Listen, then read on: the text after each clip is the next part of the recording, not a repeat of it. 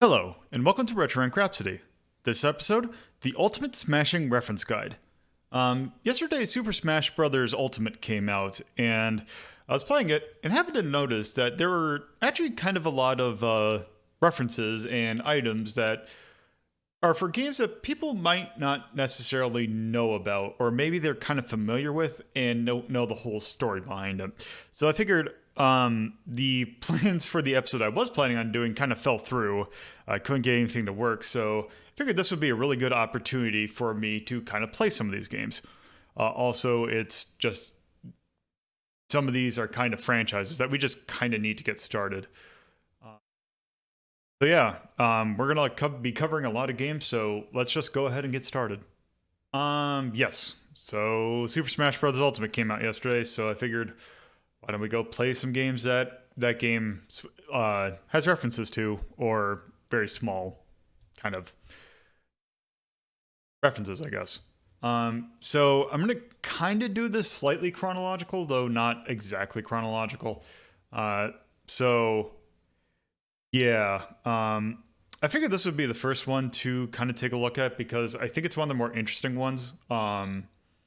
Because this one in particular is for an assist trophy. Might as well actually just get the game started first, because it'll make sense once we get into it. So, this game, I don't think it'll say the name, but yeah, this is, let's see if it says a name. Apparently not. This is Sheriff. This is a 1979 Nintendo game. One of their first video games, I believe. Nintendo had a few arcade kind of games. I was actually reading up on it. Wild Gunman for the NES. It was actually a remake of a game that involved like a projector. Like it was almost like a light gun kind of game, but almost had that Laserdisc kind of thing. Like if you've ever played like what's it, Mad Dog McCree, or something like that live action kind of arcade game that involves a light gun. Yeah, kind of had that. But yeah, this was one of their first actual video games. And this is a real interesting one because let's just get into it.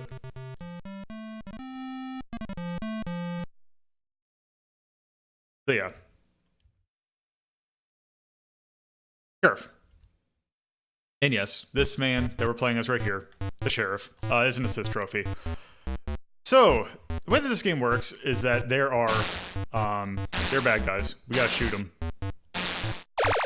And we have, this is technically a twin stick game, but it's weird, it's a twin stick and a button, and I'm not 100% certain how exactly the controls are, like if it's, like what exactly the firing mechanism is, because, yeah, two sticks and a button is kind of weird. Also, it is very much a 1979 arcade game.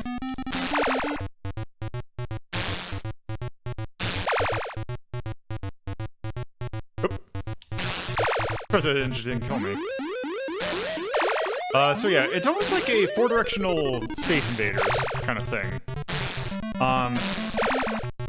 So, obviously, in 1979, Nintendo wasn't exactly the biggest developer at the time, or at least, should say, the biggest developer in the States.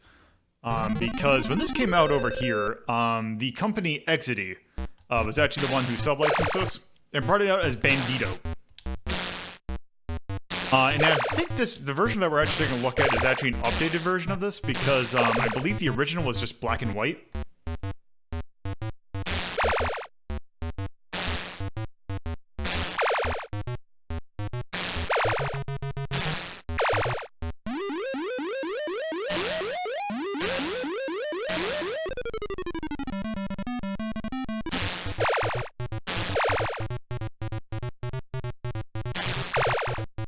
But yeah, this is an incredibly basic game. But it's actually kind of more enjoyable than you'd imagine for a game from, you know, the 70s. Because the fact that you're shooting in multiple directions kind of gives it a lot more of a kind of involved thing than, say, something like Space Invaders would. Also, you don't want them to touch you.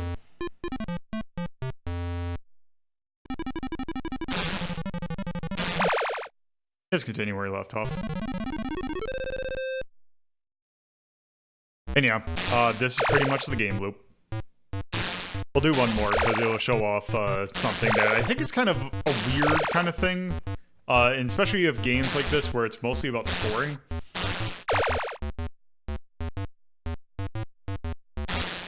There is a little bit of sluggishness in terms of, like, when you are moving. Like, it's not, like, it's kind of weird to describe. It's almost like, if you've ever played Star Tropics, how you have a little bit of a delay before you actually move. It's kind of like that, but not quite as, like, noticeable. Or maybe not noticeable, but as, dramatic as it was in that. Oop. Okay, can't move that up.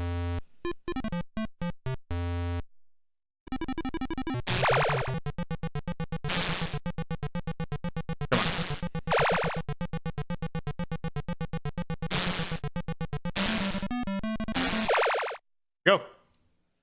So, I believe it is every 3 rounds, when you complete, you get a bonus that actually just doubles your score. So your score can get really high really quickly. The thought kind of odd.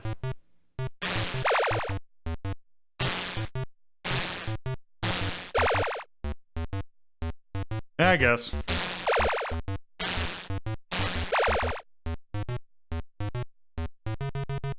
For as minimal as this little tune is that's playing, it is very catchy.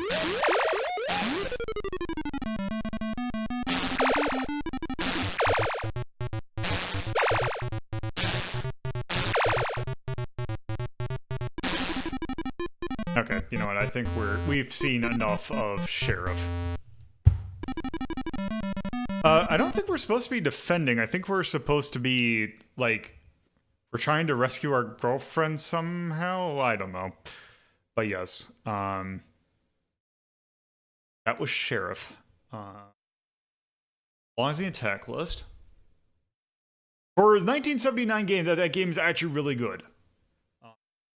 Obviously, it has the trappings of, like, you got 1 bullet on screen, you got, like, a little bit sluggish controls. Other than that, it's not that bad. I would probably actually play this over. Like, I would say, looking at these games, actually probably rather play that.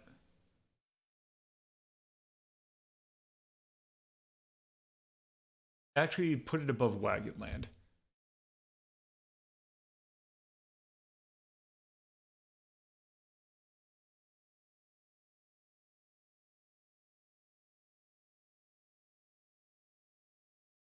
Yeah, I will not deny that it's old.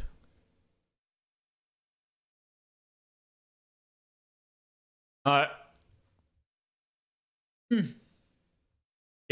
I mean, it's definitely, it hasn't aged the best, but there's something just about that era of games where it's like, if it is even remotely enjoyable, it's still kind of an accomplishment.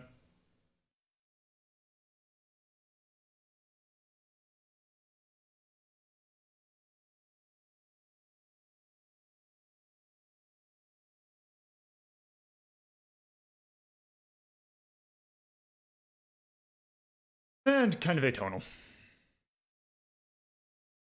Sound. Got a little beepy tune.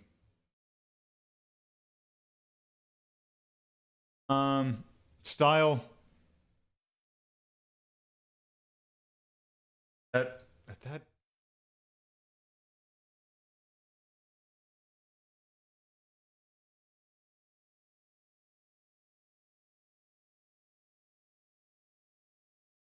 really, they really couldn't do much, and what they did was decent.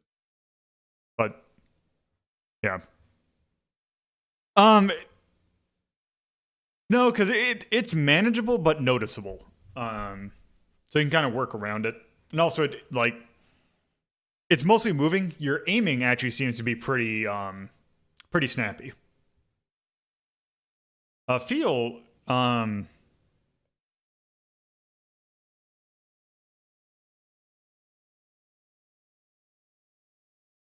I would actually probably call it B because it still plays pretty decently for its basic loop.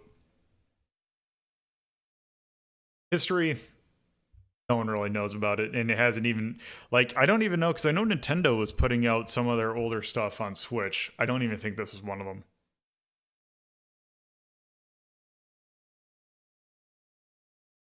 In age, I will definitely say that it is aged. I don't think I have a one bullet on screen. Good, and I'd probably put that probably at D.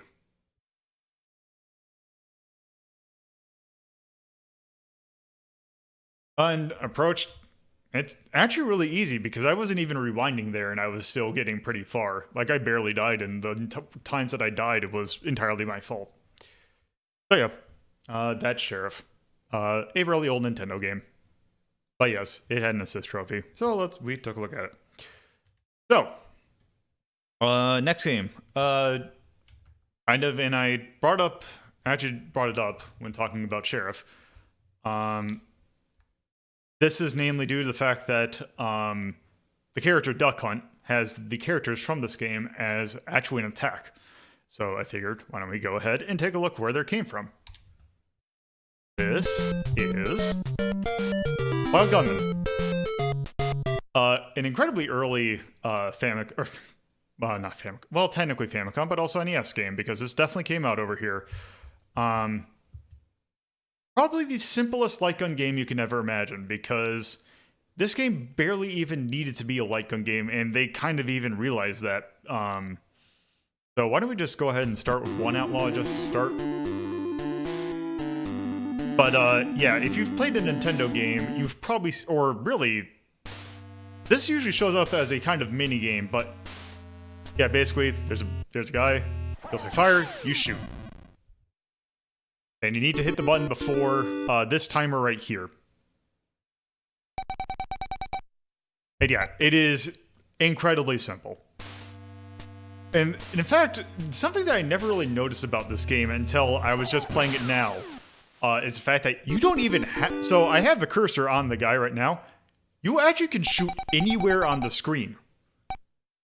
And I can show off... You can definitely see that, actually, if we do a little bit of finagling. Okay, so I paused it right here. I believe I fired. So if we frame advance... did I go off? Oh, not quite yet. Oh, I think you can kind of see it. But...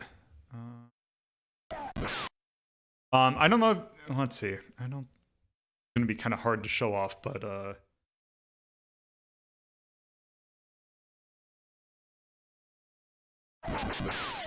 Okay. It's kind of going to be hard, but basically, so if you know how the actual zapper works, where basically you would click the gun and part it so the screen would go white to show, and if kind of the zapper internal saw the white from the TV, it would consider it a hit. In this game, the entire screen goes white. So yeah, you don't need, like, here, I'll shoot this cactus.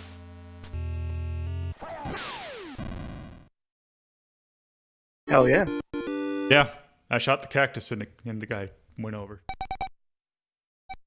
That's some wanted level gun shooting there. But yeah, so let's reset this real quick. To kind of show how it handles multiple people. So let's take a look at, let's do two outlaws. Title screen ruined my joke. I was going to say this demake of Mad Dog McCree looking good.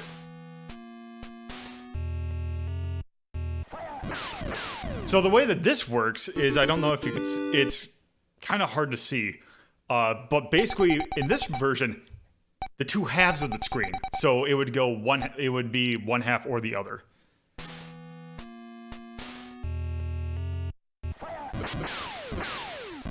Yeah, I can see it. And I think one half would flash before the other one real quick. Like a frame after, I guess. And depending upon what frame it hit it, it would determine which one you hit. Although with this, I'm still getting the little thing. There's something, I don't know if it's an emulation thing, but it seems like sometimes it doesn't register hits as well as it should. Like, it seems like it misses.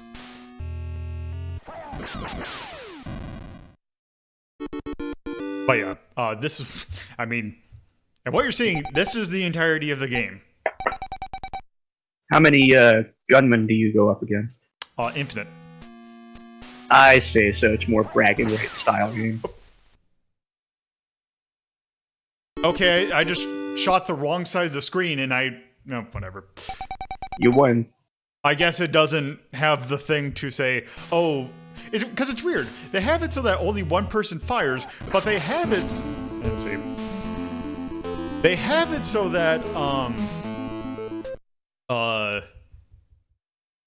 they have it so that one person fires, but they don't do the thing of actually, like, it actually registering that, like, one person technically is not firing. Also, one thing I wanted to quick show off. Because, okay, so you see how their eyes kind of lit up right there? That is actually a reference to the original version of Wild Gunman, which came out in 1974. You were actually mentioning Mad Dog McCree. That it actually worked in a similar fashion, except rather than using a laser disc, it actually used a projector. So in that game, basically you would see a guy, like, it would play footage of a guy like looking about to pull his gun, but then they would put a flash effect on their eyes when they were about to draw. So then at that point, oh, I guess they did have it. Just really weird hit detection. The thing is that, so yeah, their eyes would flash when they were about to fire. So once you see the eye flash, you would pull up and shoot. Yeah, also just to show off gang real quick. Because yeah, this is probably the most intricate of the modes. Kind of a very simple version of Hogan's Alley has a mode that is kind of like this, except it's a lot more. You have to be a lot more accurate. Also, basically the screen is divided into 6. Anyway, that's pretty much it. Yeah, that's Wild Gunman. About as simple of a game as you can possibly get. This belongs on the Dex list. Kind of hard to rank this because yeah, there is just nothing really to it. So. Oh.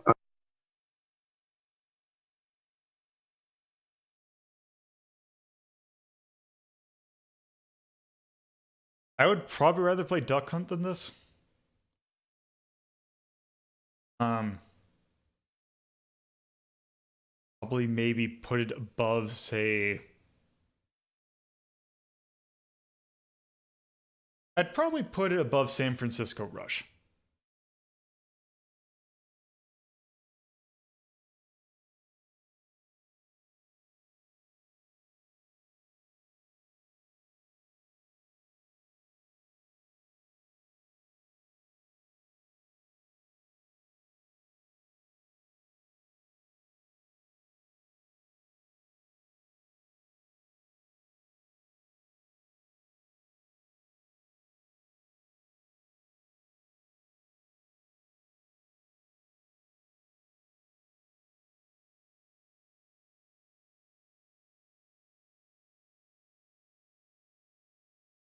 And it is very much a gun game.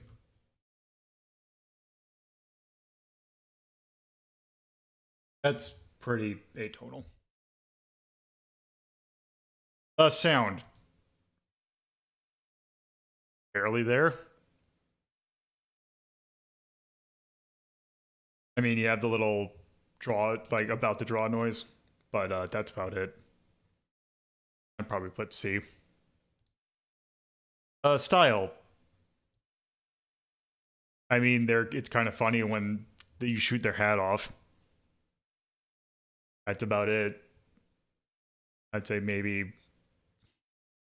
I'd actually say maybe a B for that. And feel. Like, they're barely like actually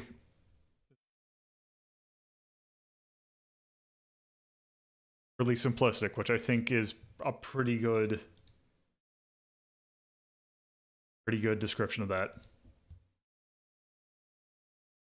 History. I mean, it's one of the classic NES light gun games. I guess.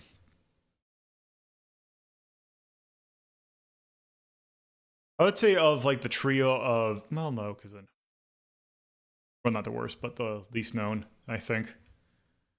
I'll put C. In age, it's pretty old, but I don't know. I would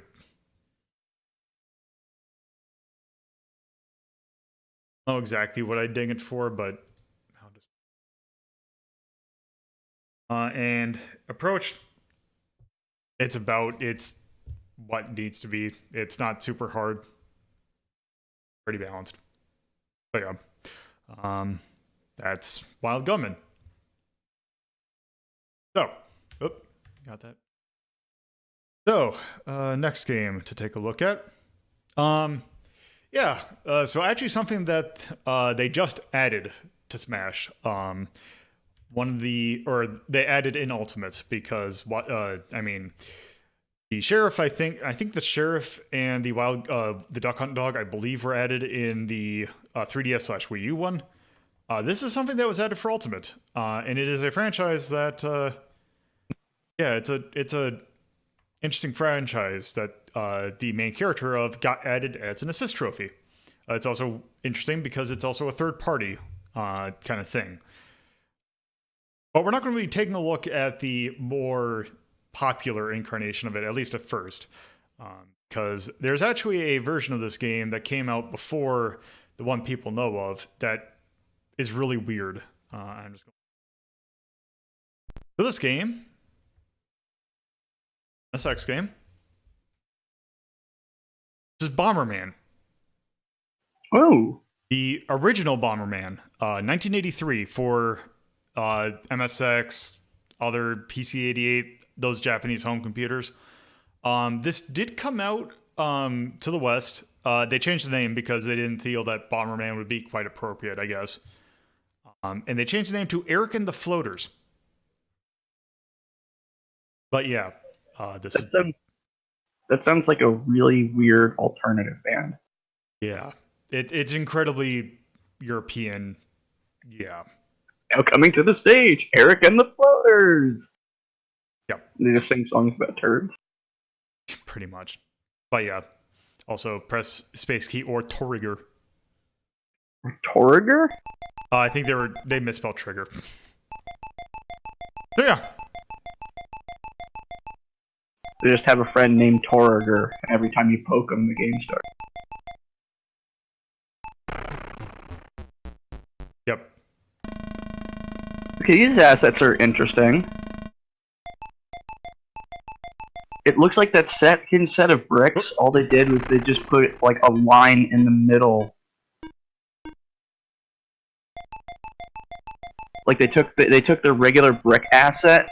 Yeah, they did. They just took the regular brick asset and hollowed them out. Also, you can lay as many bombs, or you can lay, it looks like up to 5 bombs. Also, you can go through the bombs, which is interesting. If you are familiar with modern Bomberman. Also, this thing has a problem that they definitely figured out in later ones, which is if you're not directly... Like, it's the thing that Pac-Man, where it's like, if you're holding down right, it would kind of bump you up a little bit forward. So you weren't... Oh, also, somehow I managed to destroy half a block? Maybe those empty blocks are, you have to hit them twice and they give you a... Oh, nope, that didn't count. No, because that one was a bomb that was half aligned. Alright. So maybe it's just specific ones. Or it could have just been a visual glitch. Could be. So yeah. That's Bomberman. No power-ups. Just that. I believe this was created to test out, or to kind of serve as a tech demo for, Hudson Soft made a basic compiler for the MSX, or whatever computer they were using. So, yeah, that's what they made to kind of show off what they could do. And yeah. Sick. This belongs in the attack list. Not exactly the greatest Bomberman game. It is surprisingly flexible, or it gave you a lot of power-ups that usually in later Bomberman games you definitely don't start out that powerful.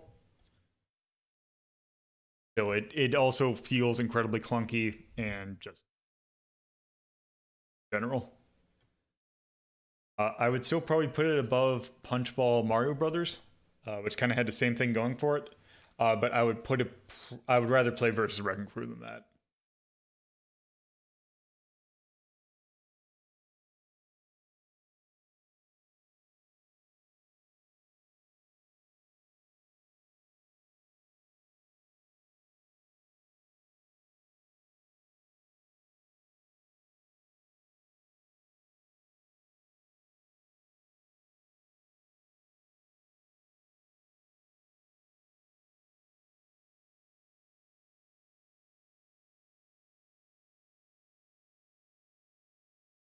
Actually, you know what? I'd call that a maze game in a weird way.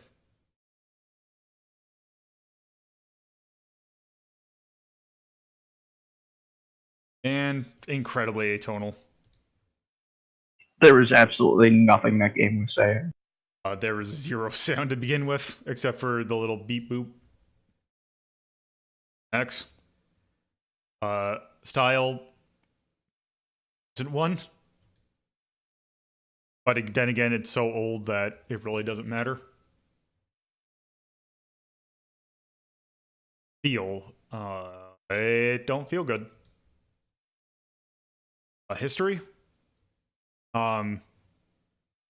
Technically it started the franchise, but no one knows about this version. So I would give it a B because it's, very important to Hudson, but other than that, age,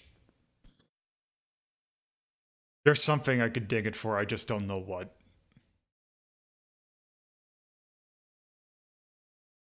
And approach, it's kind of balanced, I guess. But yeah. Also, you are questioning something, Loco? Or is that just a general confusion? But yes. That is the original version of Bomberman. However, obviously, if you're familiar with games, you will know that the franchise did not stop there. Because, yeah, it became a franchise. Starting with, really, this. The original Bomberman. Well, not the original Bomberman, but the one where we'd actually see, like, the proper formula that it kind of keeps to even to today. Also,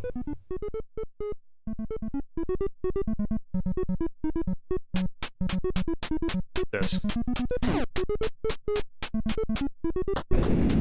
So yeah, also hello. So yeah, this is kind of more Bomberman as we are more familiar with. One thing is though, we receive a massive downgrade from what we're able to do. We are only able to lay one bomb at a time. And also it is the lowest, or smallest explosion.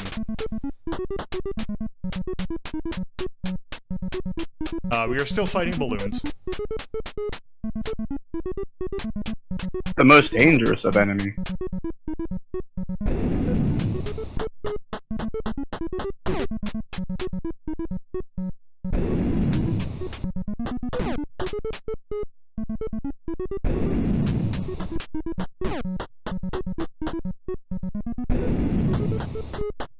yeah, it's the same objective. You are to kill every enemy on the stage. Also, one thing about this is the fact that in each stage there is hidden one power-up.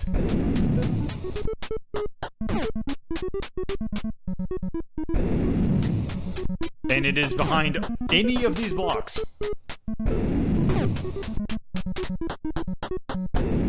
Also, we are on a timer.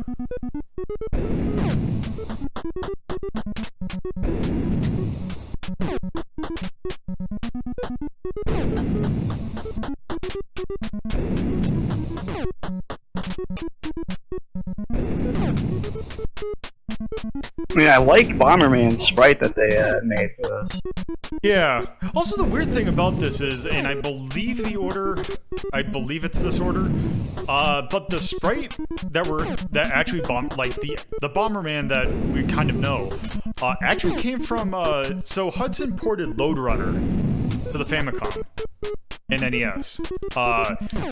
The sprite that, like the actual Bomberman, is,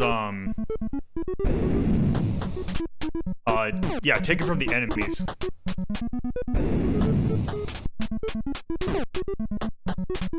And I think actually it might be this one, because there is one of the endings to either Lode Runner or this, basically says, okay, you're done.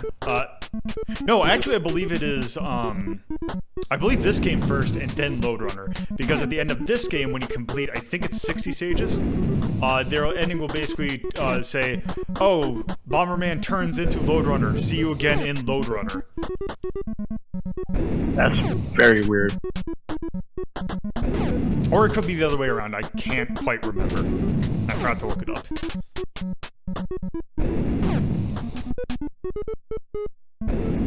Oh, okay, so also we have to find the exit.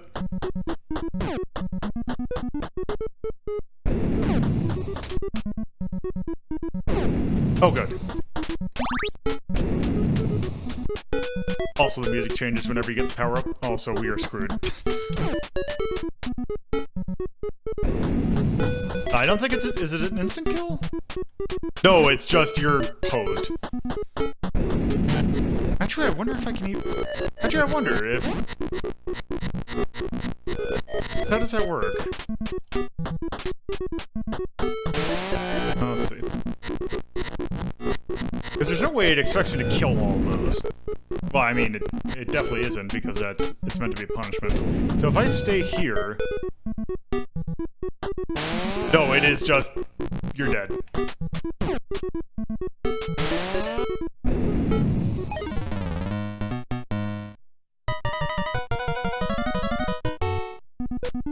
Also, I think we lost the power-up?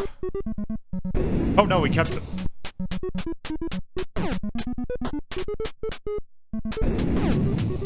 Yeah, I was under the assumption that I thought you lost your power-ups when you die. I think it might actually be only if I think it's certain ones that you'll lose.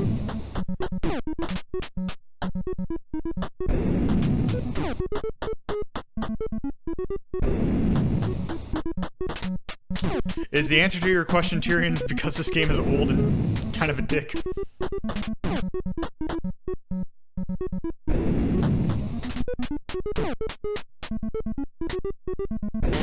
Oh, whoops. Also, make sure to place to be safe from the bombs that you lay, because they will absolutely kill you in this one. I like that you say lay, because it sounds like he's shitting out bombs. There's just something kind of funny about that, because I think it's in later ones where they have, because one of the power-ups that's, especially in the ones that are versus, is a skull. And one of the, I just always remember that one of the skull effects, is just called diarrhea. And basically what it is that you just constantly lay bombs as you walk.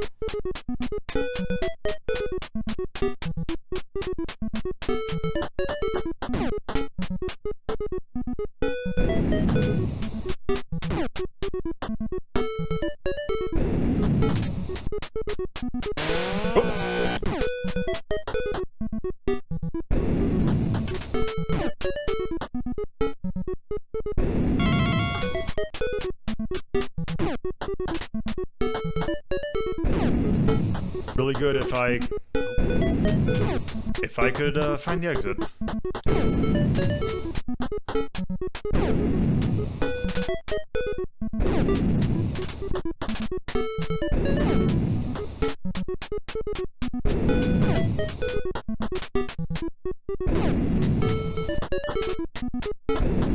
There it is. Also, you really do not want to bomb the exit, because what will happen is a bunch of enemies will spawn. Also, I do not remember these enemies appearing quite yet. But I guess they do. So yeah, we're not just dealing with balloons this time, we have all sorts of other things as well.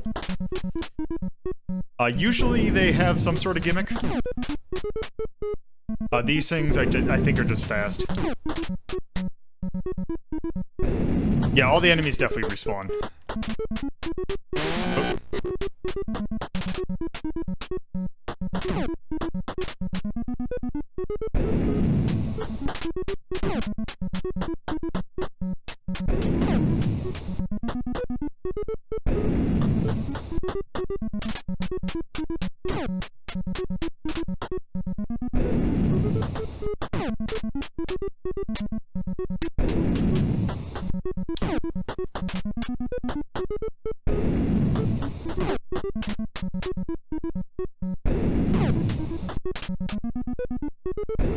I really hope that the power-up of this is either a remote bomb or a second bomb, because I really would appreciate the ability to lay 2 bombs.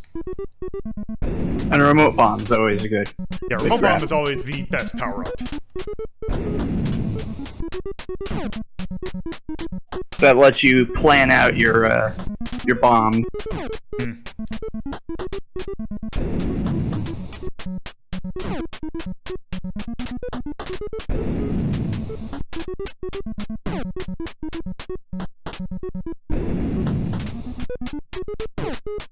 I will get this prick. There we go.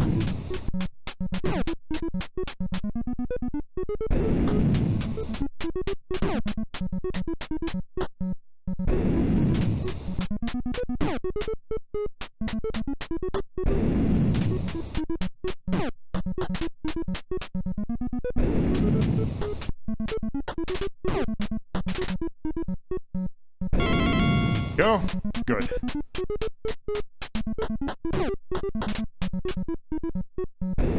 Ah, good. Finally. Up. Do that. That's the kind of the problem with this version of Bomberman, is the fact that it starts out incredibly slow. Also, this particular version of Bomberman got a remake on the PlayStation of all things called Bomberman Party Edition.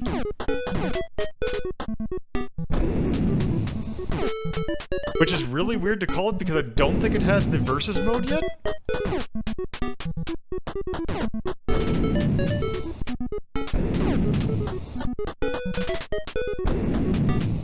What the hell is the exit?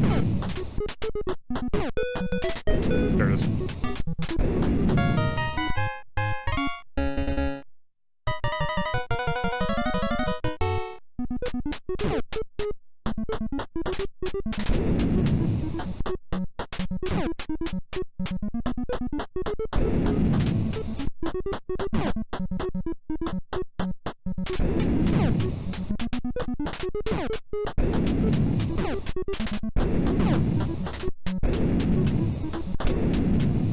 Looks like you've got a slime and a barrel to fight now. I believe the gimmick of the barrel is the fact that I think it can go through bombs, but I'm not 100% certain. Ooh, good! That was really good.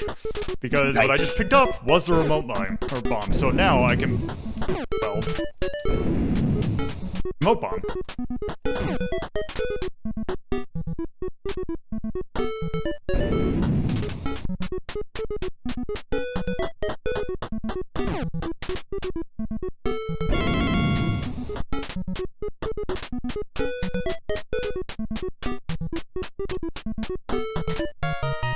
The answer to your question is we don't talk about Bomberman X-Zero. And yes, there is only 1 item per level. But we will eventually have to rank it. Well, eventually, but that is not now.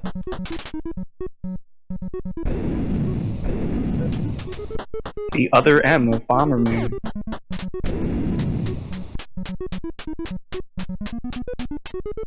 Because you gotta kill all the enemy. Yeah, I don't know why they made it so big. Also, the nice thing is that the bombs will detonate in the order, because when you press it once, it will just detonate one, and it'll do it in the order that you lay them.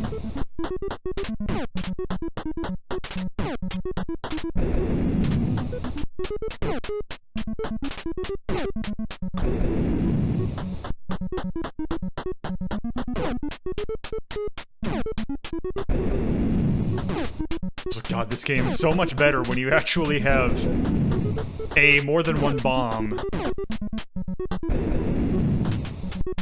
Now, the best thing that I can get would be the thing that makes my movement speed a lot faster. Because this kind of has a Tower Jawak, one of the Tower Jawak problems of you just start out way too slow. Also had a lot of other problems, but yes. Also, if I didn't mention it, because this was something that it would do in the original Bomberman, is that if one bomb, or if one explosion touches another bomb, it will cause it to detonate.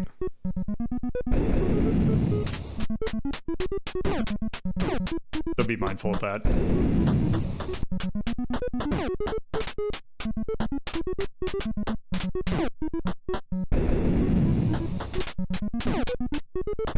Also, the explosion kind of lingers, too. Come on. Ah, there we go.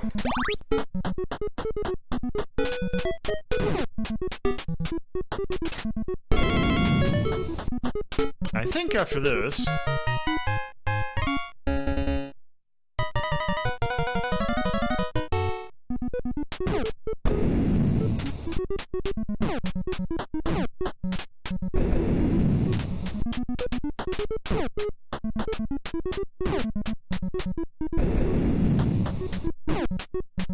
Also, I don't remember where... Because I want to say that actually the official term for when Bomberman, like, puts down a bomb, I want to say that that is actually the terminology that the games tend to use is laying bombs. Well, yeah, you lay a bomb down. It's just in that context, it sounded like almost like laying an egg. It's a very explosive egg. Okay.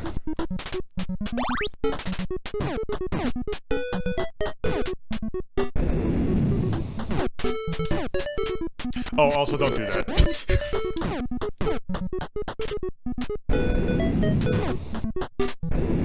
Ooh.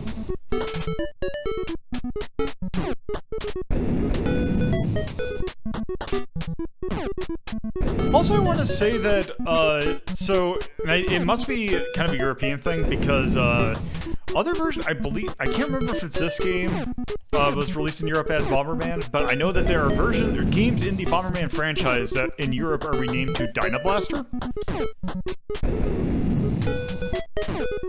Huh.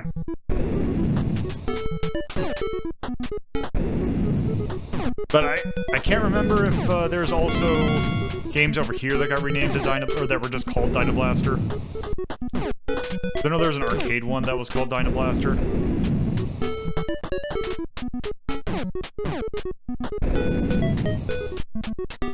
Are you kidding me?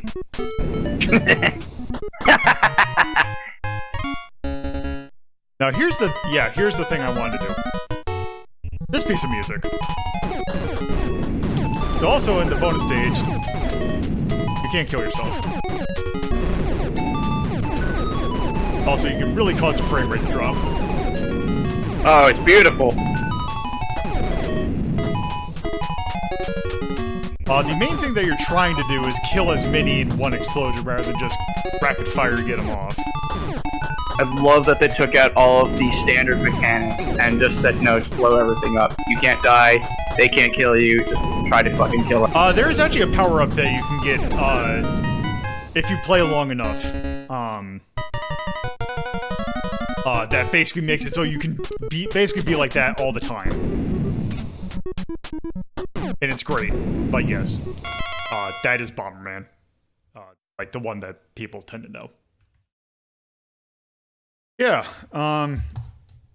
It starts off really painfully slow. But once you actually get the power-ups, it speeds up quite a bit and also becomes a lot more enjoyable. But yeah, it definitely has a really early. It definitely has problems in the early game, but still perfectly competent. It's not the worst starting of a franchise. But yeah, I would probably put. I think in between New Rally X and the original Mario Brothers. Yeah, I could see that.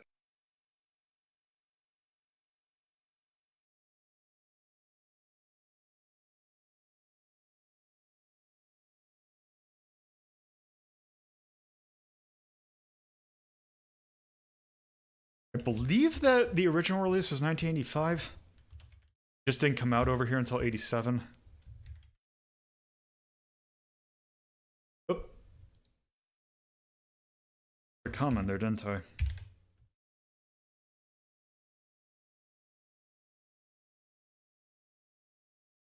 Yep. And I would also call that atonal again. Sound. I have a specific thing for games like this, or for something like this. That this is one of the pieces of music, or that Bomberman has one of the pieces of music that I think perfectly fits this, and it's the one that I gave for Bubble Bobble as well.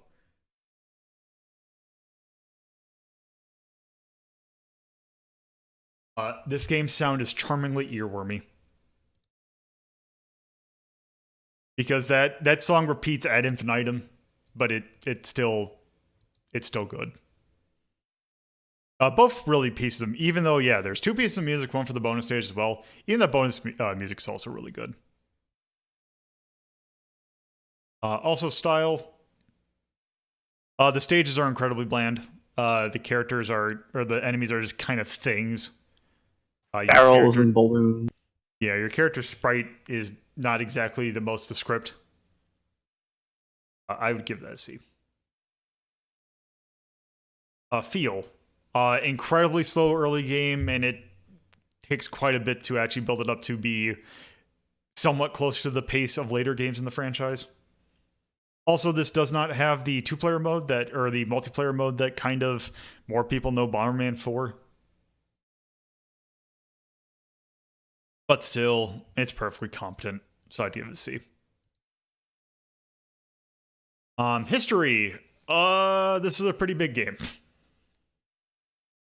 Bomberman being probably the franchise that people know Hudson for. In fact, I think Bomberman was basically Hudson's mascot after they kind of threw Mr. Higgins in the trash.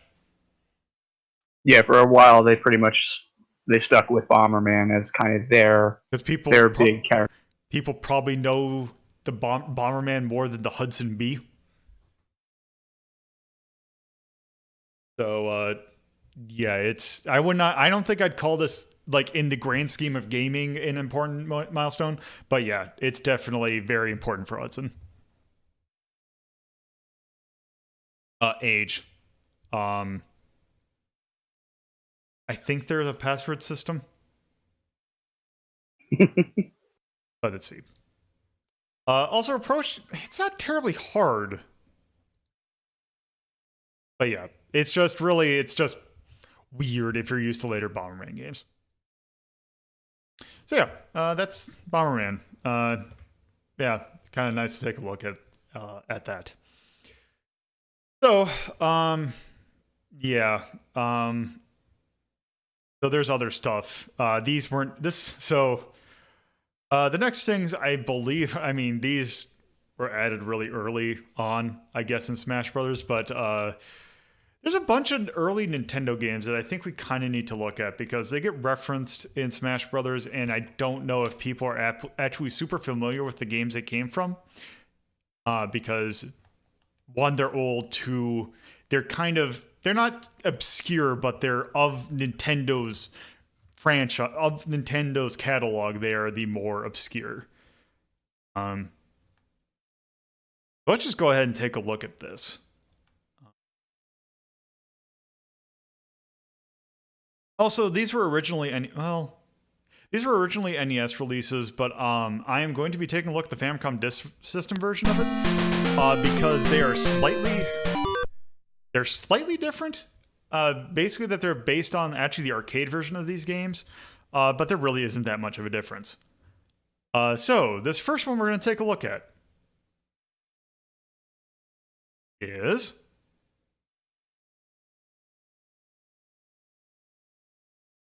Gee, I wonder what this game is.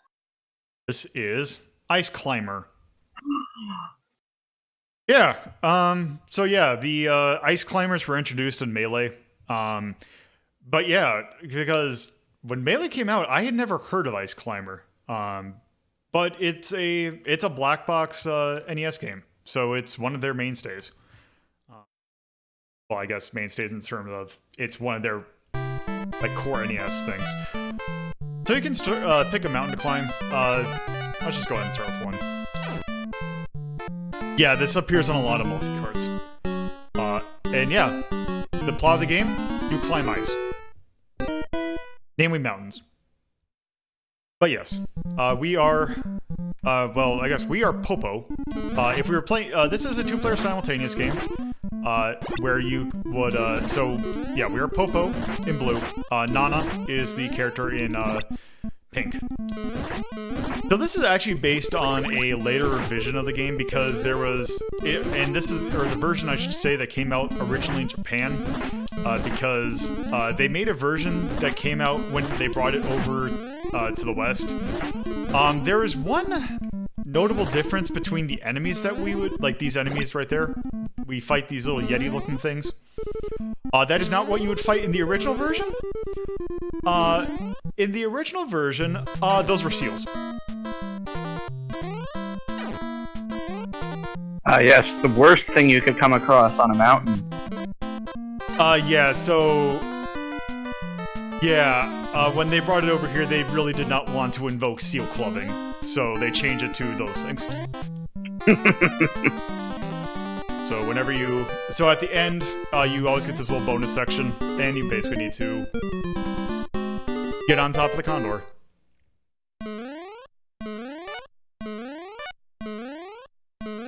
And you're always picking up some sort of vegetable.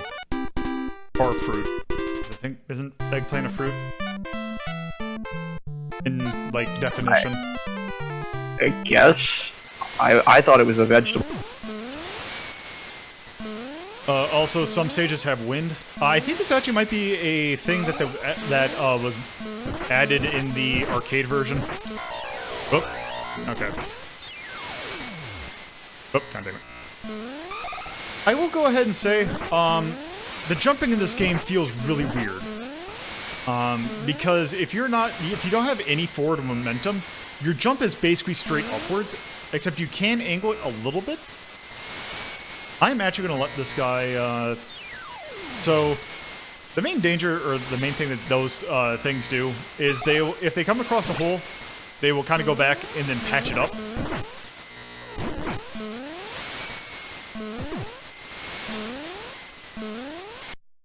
Okay. Yeah, actually I wonder, because I never really have put I wonder if the jumping physics actually are the same as Mario Brothers, because now that you say that, they do kind of feel similar. Also, if I were to, say, fall down here, so this game actually has vertical ratchet scrolling. So if I were to just jump off there, it wouldn't scroll back down, it would basically be a bottomless pit. If you die in the bonus section, you don't lose a life, which is nice. But yeah, if you definitely fall out, like if you fall during like the main section, yeah, that is definitely lost life.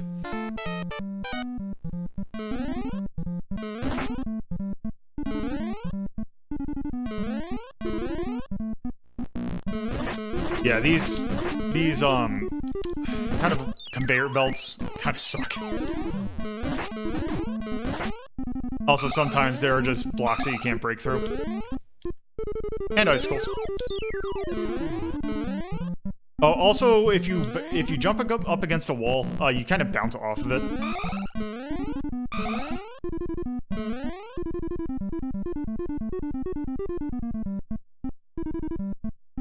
Also, if you time your jump right, you can hit those birds with your jump.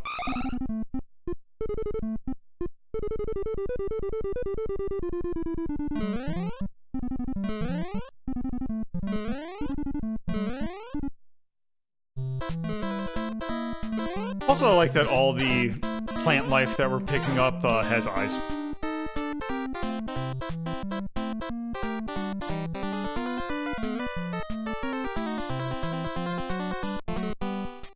Oh, wow. Yeah, I bounced off the wall there. Oh, nope. Just like an ice climber.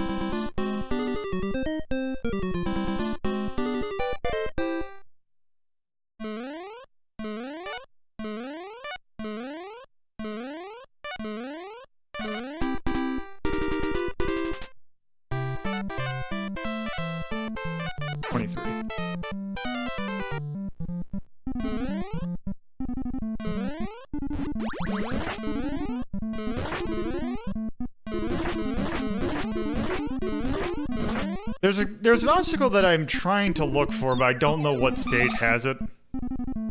Occasionally, one of the other obstacles you would find in terms of a different enemy that you would find. Sometimes there are polar bears that have shorts and sunglasses on that walk around. Basically, they kind of act, I think, similarly to the kind of Yeti things. I believe their name are Gopis, I think. Yeah, basically you can't kill them. Also, you can't kill an enemy by hitting the tile that is underneath them, if it is a breakable tile.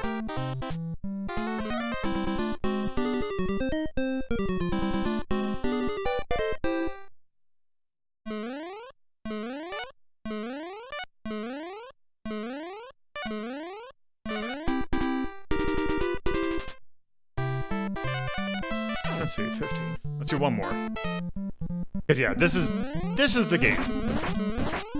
It really doesn't deviate more than this.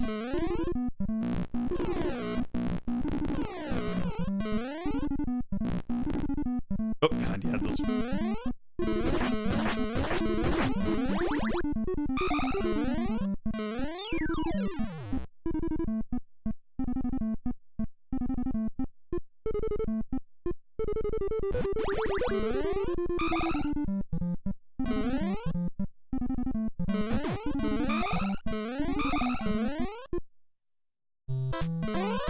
Oh, the corn doesn't have eyes.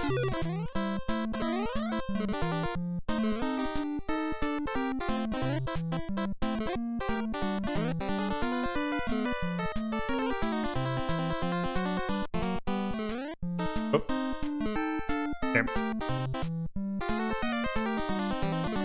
I suppose if it is all ears, I guess, yes.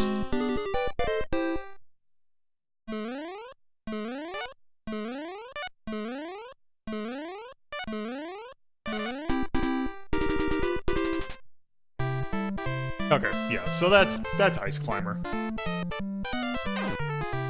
It is a game. Yeah,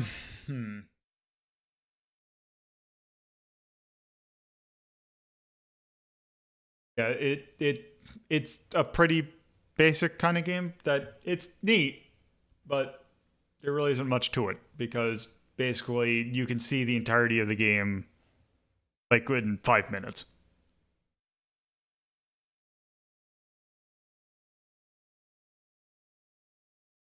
That said, I would probably put it above Devil World, below Jerry Boy / Sparkball.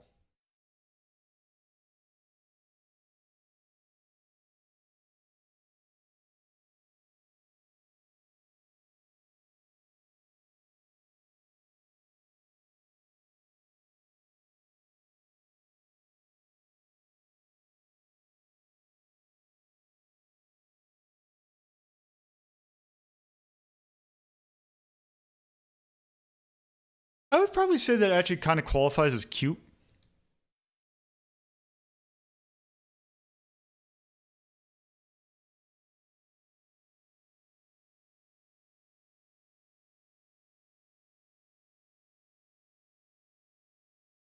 Sound. It has the same thing as Bomberman has going for it. The themes are pretty neat. And the main theme is, while repetitive, it's kind of low-key enough that it's not that big of a deal. Like, it doesn't get irritating. So, yeah. I don't know if I'd quite call it as earwormy as the Bomberman theme, but I would still say it's not bad. So I'd say B. Style? Yeah, there are some decent styles. Also, polar bear with shorts and sunglasses is always good. Also, I like the plant life that has eyes. Feel, it's a little rough. It kind of has a little bit of jank to it. So yeah, I don't think I would not call it overly simplistic. Well, no.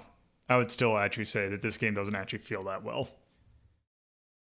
You can get used to it, but it still feels like nothing else, and it doesn't feel that great. Let's see. History. It's probably one of the more obscure black box games. But yeah, it definitely has come out on things like, I think it's available on the Nintendo Switch Online NES stuff. But yes. Age. This game has no air control at all.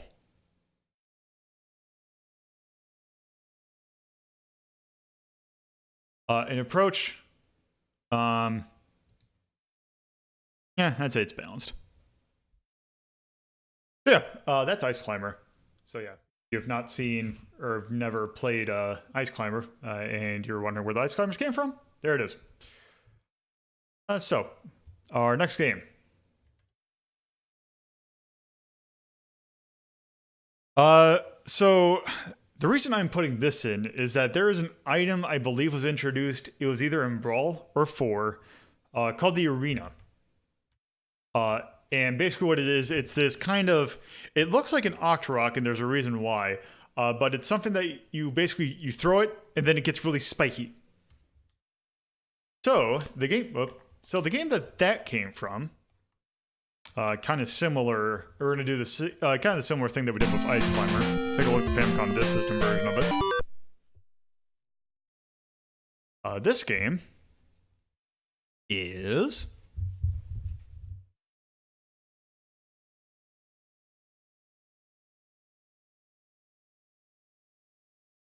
Cuckoo Land. Everybody's heard of Cuckoo Land. Yeah, this is probably one of the more. Yeah, this one is probably the most obscure black box game. Because yeah, this is very much based on the arcade version of it. But yeah, it is incredibly similar. Like if you're playing the cartridge version, it is very much the same as this. But the levels, like it shows the mechanics off a little bit better. But actually, this is I like this. They're Unira, that's what they're called. But yeah, those things. So Cuckoo Land is a very weird game. We are playing as Bubbles. Basically, she kind of goes around, and she will kind of not stop.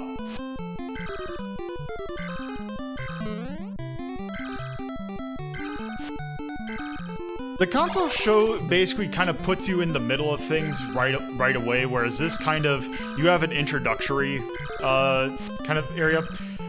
So yeah, the way this controls is basically, you're always moving. But the thing is that if you're going up and down, if you hold left or right, you'll kind of put your hand out. And if you go by a pole, you will swing around it.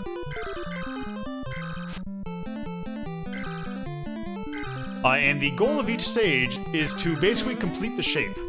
As you can see, we are kind of picking up, I guess, ingots that kind of make a shape.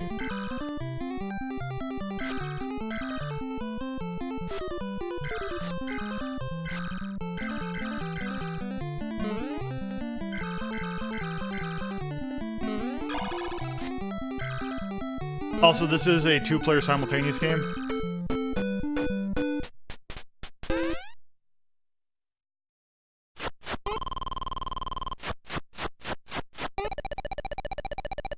So yeah, the reason that, so I mentioned that they kind of look like we'll see it here.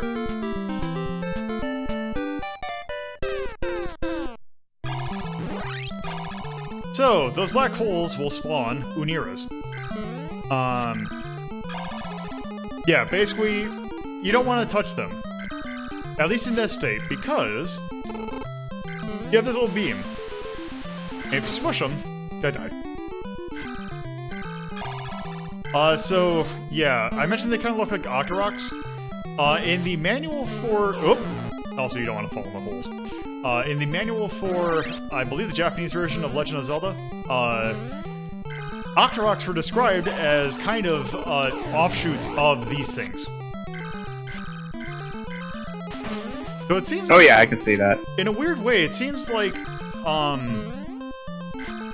Zelda has a lot... Although, then again, the Manhandla enemies... Oh, God. Enemies in, Zelda also basically are just a bunch of piranha plants. So, yeah, it was pretty reference heavy already, I guess.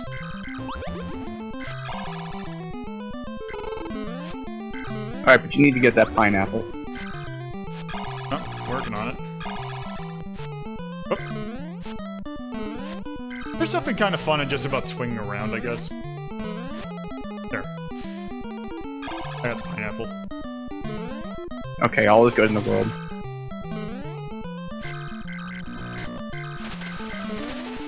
Oh. Right. Also, I do like the fact that it tells you how many are left. But also, there's kind of a time limit. And if I say kinda, I mean there is a explicit time limit.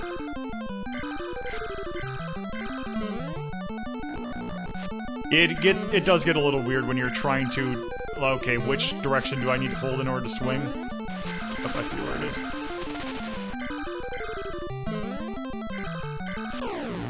Oh, okay, that... You lost! Okay, I was kind of curious what happens when you get a time over.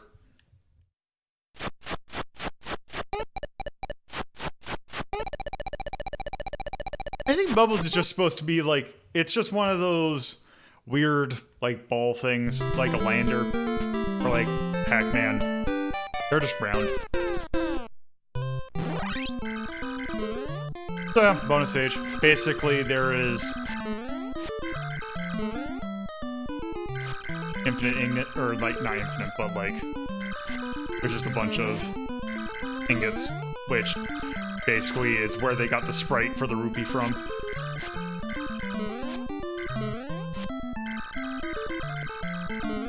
And you want to get as many of these as you possibly can.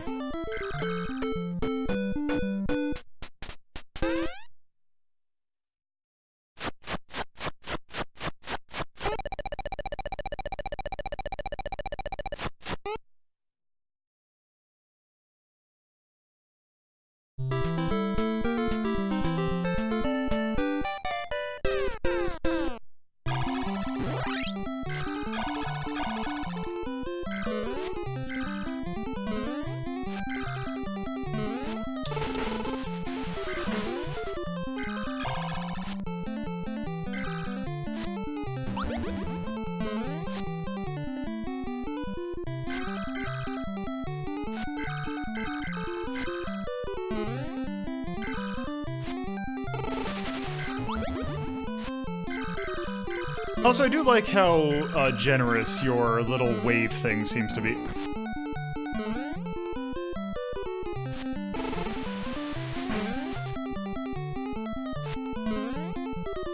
Oh, I see.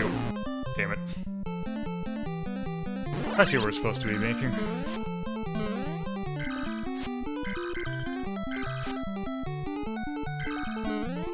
And yeah, if you're going over or holding onto a pole, you can go over the black hole.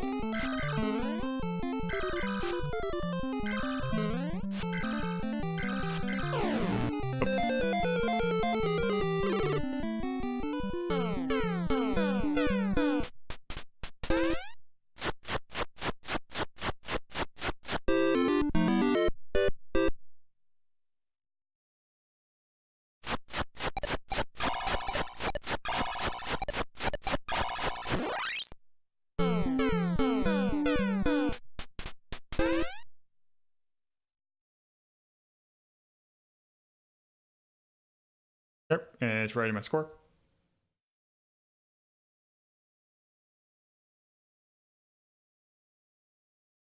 Certainly an interesting concept. Yeah, I kind of like the idea of what they're going for, but the execution's not the greatest. Also, I'm just kind of curious what.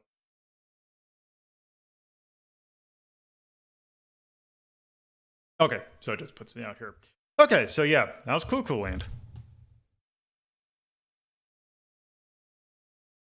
I would put that. Oh, geez.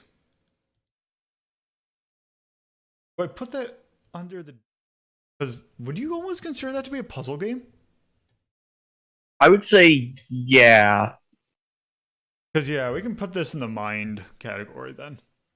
Yeah, it's definitely a puzzle game because you're trying to connect a series of items in a maze-like area while avoiding enemies. It's got a lot of puzzle-like qualities.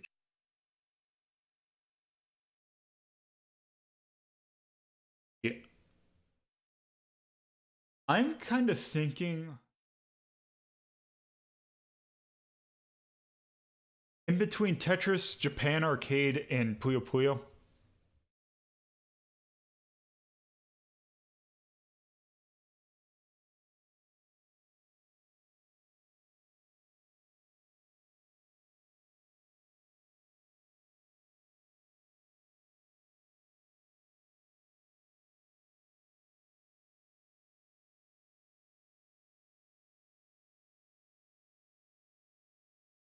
I think the original was 1984. I believe that revision was 1988.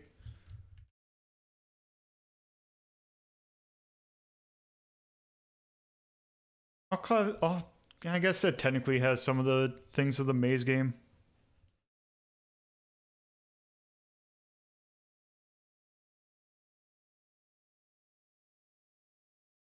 I would call that atonal. Actually, no, I call that whimsical. That's a good description. Yeah, it's kind of in between the two, I'd say. For the sound,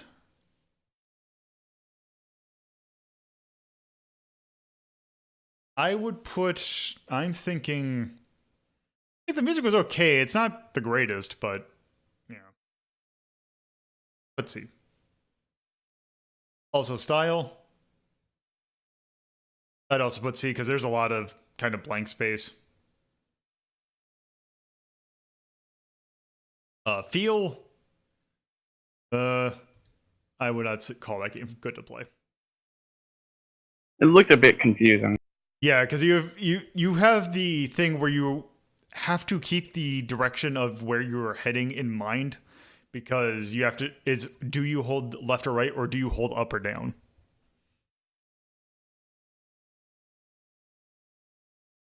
History.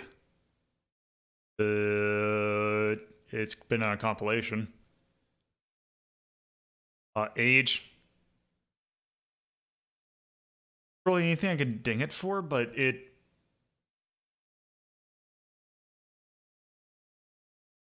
Approach. It's balanced enough. It's just the gameplay itself that kind of a little confusing at some points. I would not call the game overly difficult.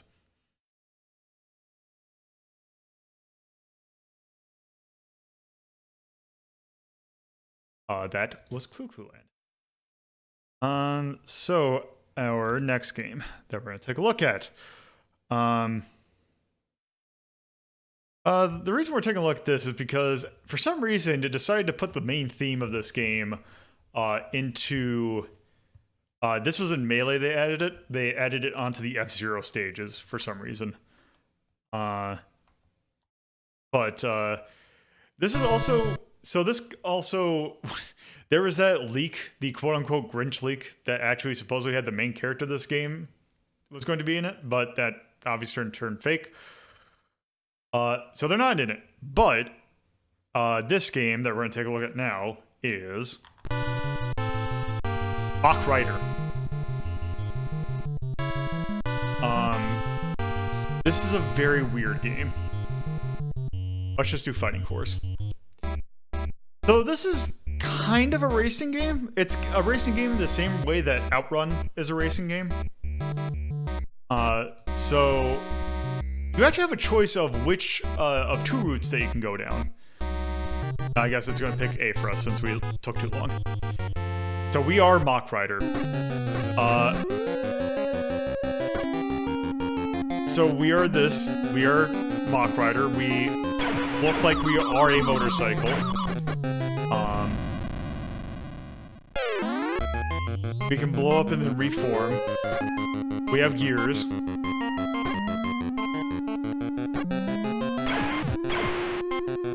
So also one thing about this game that is a little bit, it doesn't say it anywhere, but basically, since we've, these things have just been through people just looking into these things, this is actually not a Nintendo developed game.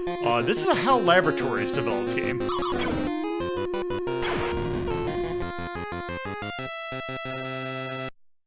I can't remember if it's one of the first ones. Yes, it does have a course creator. Which I think, just like Excitebike, I don't think it actually does anything. Or, there's a save option that if you were playing the Japanese version, the Famicom had a thing that you could attach to it that you could save your stuff onto a cassette tape. There was no such thing in the US, so the options to save and load are pointless.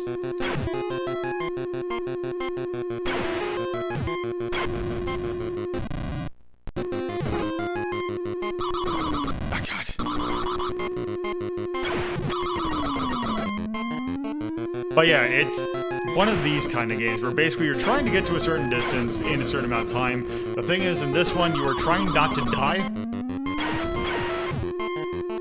Like, that is an explicit thing, or that is basically your game over condition, is you dying. At least in this mode.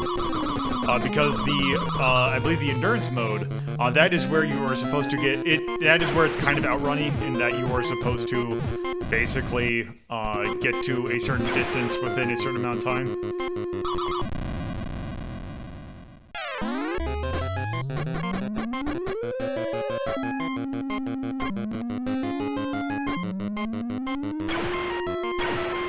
Also, this game's kind of not good.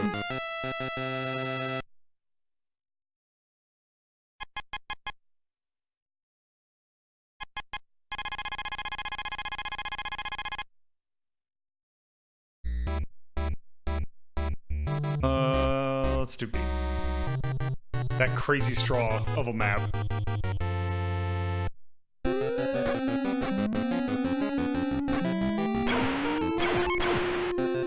Also, sometimes you can't destroy the enemy things, and it's not exactly clear why. I could have sworn that I could destroy green ones on other maps. Oh, good. Does this mean Okay, that did just kind of warp out of nowhere. God, yeah, this does not feel good. Also, I think it's just I need to slow down for a sec. Let's start from back here and then...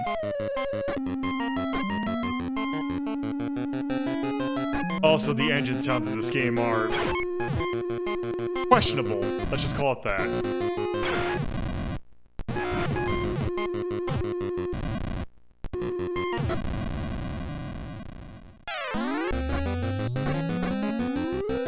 Wait, are those caltrops? What is this, fucking Road Rash? This is Mach Rider.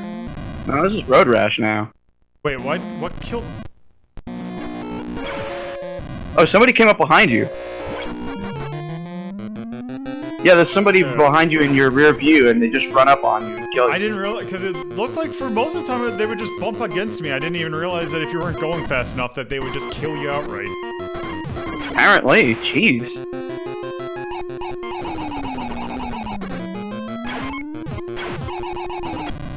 Why even give you, like, guns if they don't actually kill anything? They don't kill, well, they don't kill the things on the side, because they can destroy these barrels, except you're never in a position that you can really destroy them, like...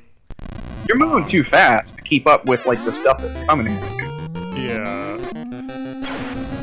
It's also got that like weird old Nintendo thing with like where the track turns, and as you're turning, you're just kind of not turning. Does that make sense?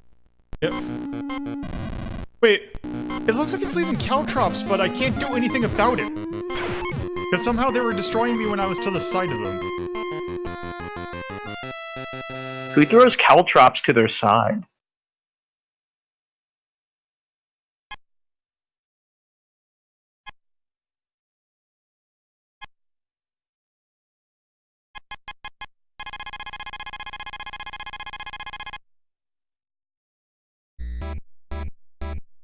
Also, that's enough. I think that is enough of that game because that game's not good.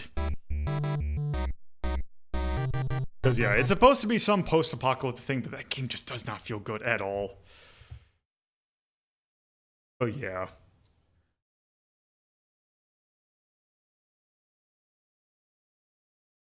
So I would definitely put that in the Dex list.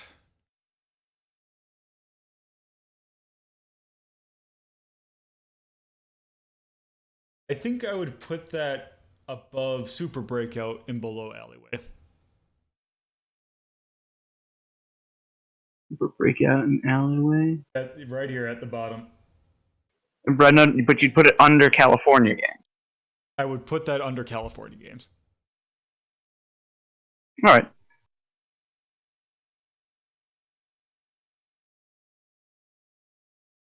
Rider is not a good game.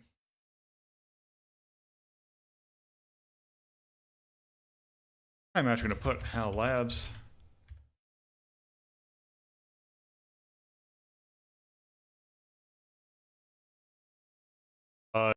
It is pretty atonal.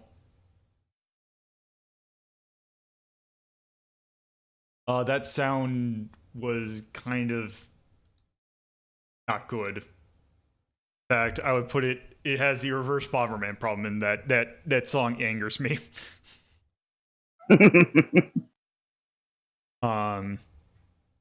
Style, you could barely tell what anything is.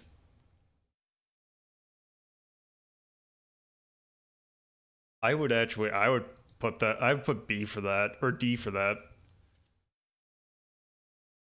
Feel, it does not feel good to play. History, I think they put on the Virtual Console. Age. Approach. It's relatively balanced for what it is. Yeah, that's that. So, our next game. Why don't we cleanse our palate a little bit with an actually decent game? So, I actually forgot that there was actually an entire stage devoted to this game, even though the character is not, well, the main character is not exactly referenced. This is actually almost the polar opposite of Mach Rider. I also believe this was, I think this, if not, it wasn't HAL developed. I think they at least worked on this. I know Satoru Iwata did. Because the game we're going to take a look at is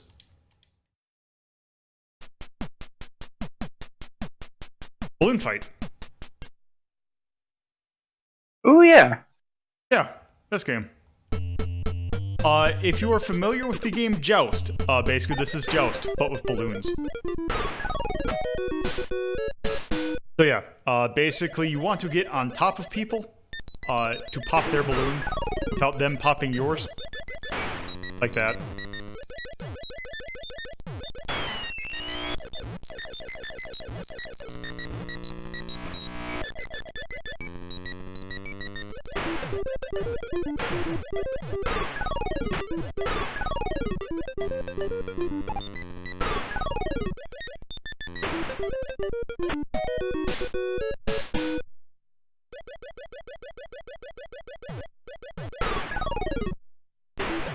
So yeah, the colors kind of determine the, I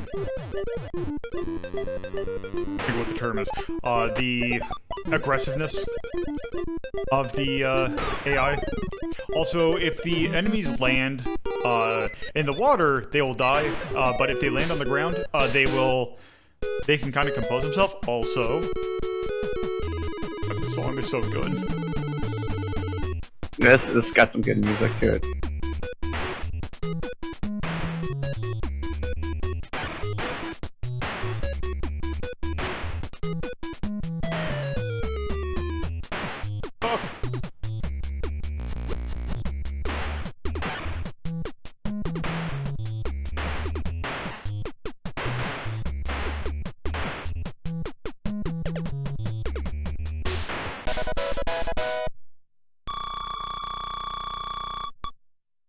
Go. And yeah, so it's basically this. This does have two-player, I think co-op? Well, co-op maybe might not be the best word because you can hurt each other. Yes, I know that's cheating. Have you not seen my streams? I mean, co-op games do have friendly fire in it, so yeah, I'd call it co-op. Yeah. There is friendly fire, though.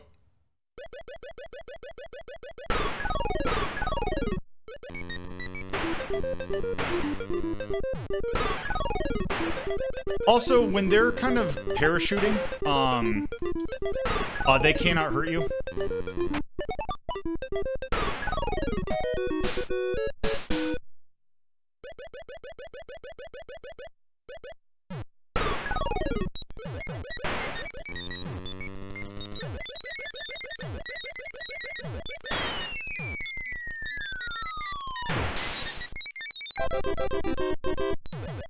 There is no way to, actually, regain your balloons, though. Also, losing a balloon does not really do anything, it just basically means that you have one more hit. Which is nice. Also, one nice thing is the, controls. There is a button that you can, like, manually flap. But there's also the other button will automatically flap for you, so you have as much control as you want. And that is a very nice thing because I remember in the arcade, at least, I know Joust did not have that option and it made playing it kind of tiring. But yes, that is a well thought out and very nice thing that they give you a auto flap button.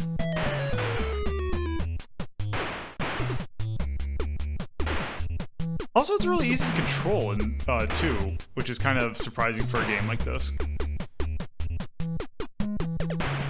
Also, see, I can do that legitimately.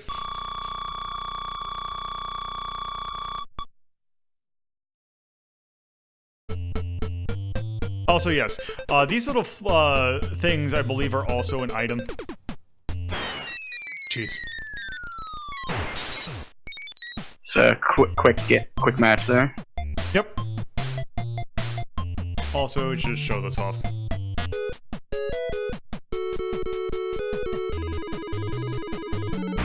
Oh yeah. So basically in this mode, it's an auto-scroller.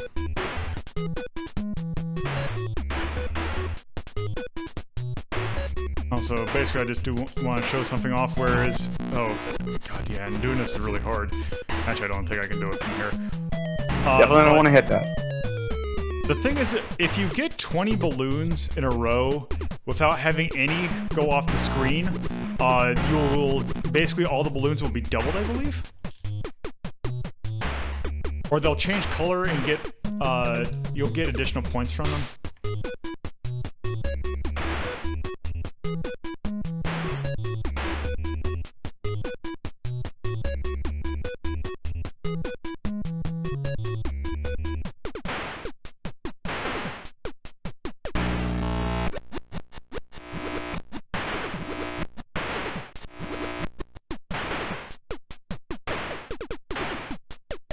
I believe they did. Oh, jeez.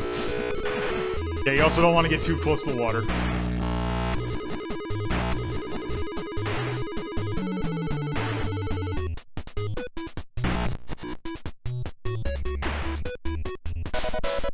Okay, so there it is. So now all the balloons give me more points.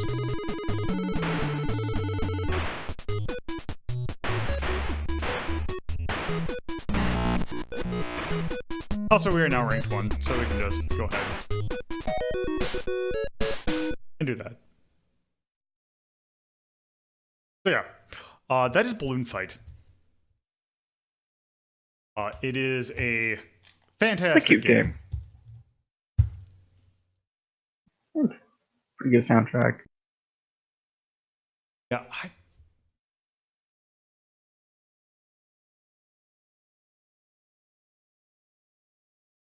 trying to think of what list would you consider that more of a dex game or an attack game?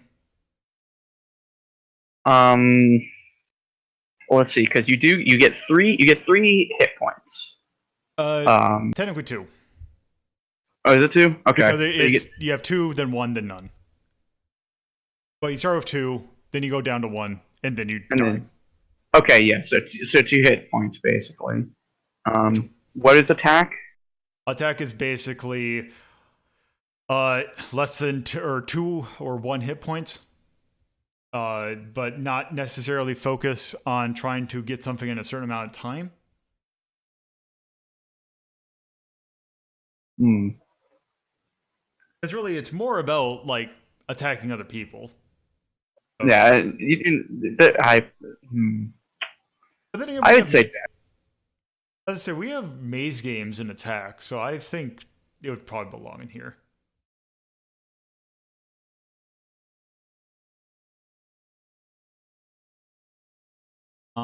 With that though, I would place it incredibly high. Like I would probably actually play this like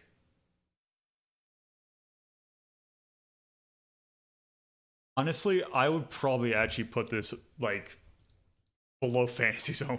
Balloon Fight is really good. And it holds up to today. Like it's actually surprising how well it holds up.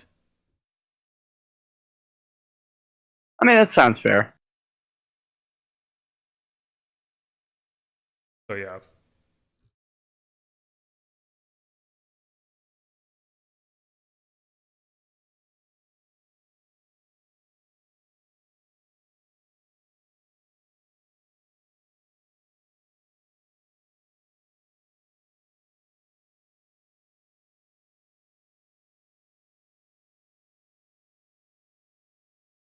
I would definitely call that whimsical. Yeah, it's got a whimsical feel to it. Soundtrack, what little music there is really good. Also, like, the little sound effect of the parachute's really good. The little level clear music's good. Like, everything about this game is good in terms of sound. I would give it an A. Yeah, I agree with that. Style? The levels themselves are kind of bland, but all the character animations and all that are really good. I'd give that a B. Feel. It feels really good.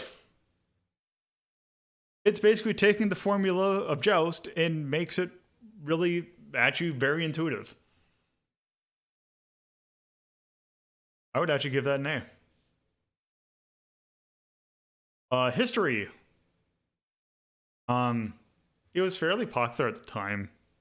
I wouldn't say it's like hugely important to like the history of Nintendo or anything. I'd say C. Age? It's aged incredibly well. Like, there's nothing I can really ding it for, other than I think.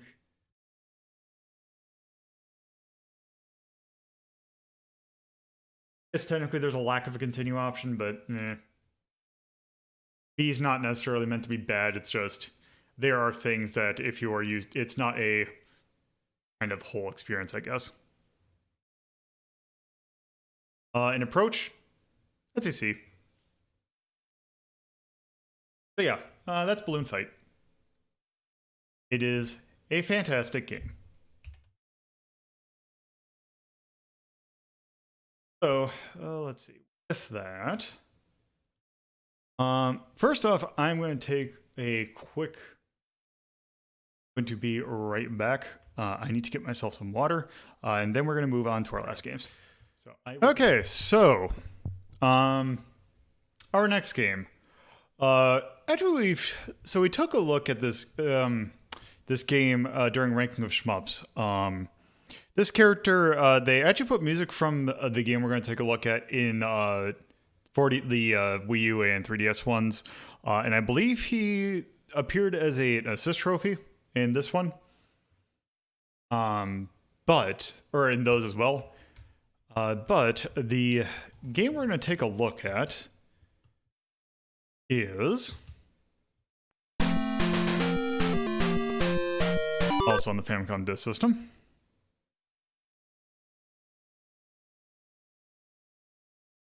Someone might be on the ball.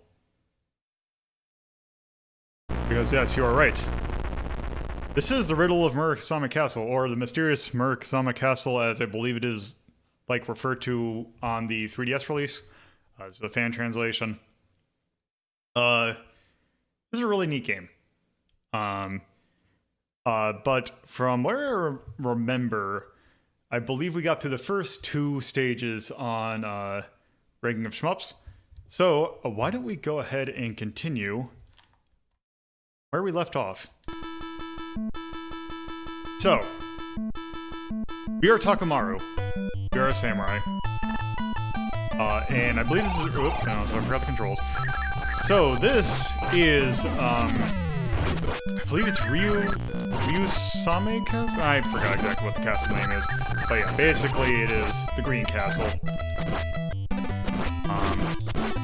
Yeah, so this is... It's an interesting game because it's kind of a shmup.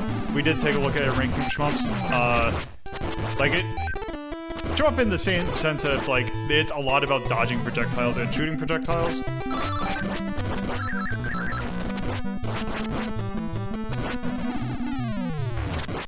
But yes, so yeah.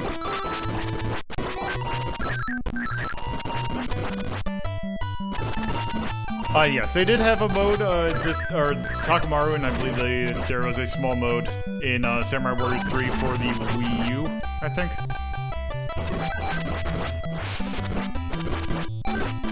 There's Tengu. But yes, Takamaru is an assist trophy. There is music from this game in Smash. Forgot exactly what stage. God, yeah. You can't parry fire, which is a problem.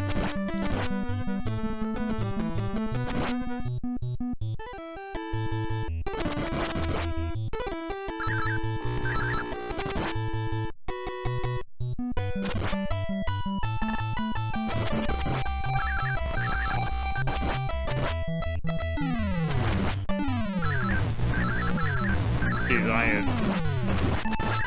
very rusty. Yeah, there was a really weird Nintendo Land attraction, I guess, for this, the Wii U launch game kind of thing.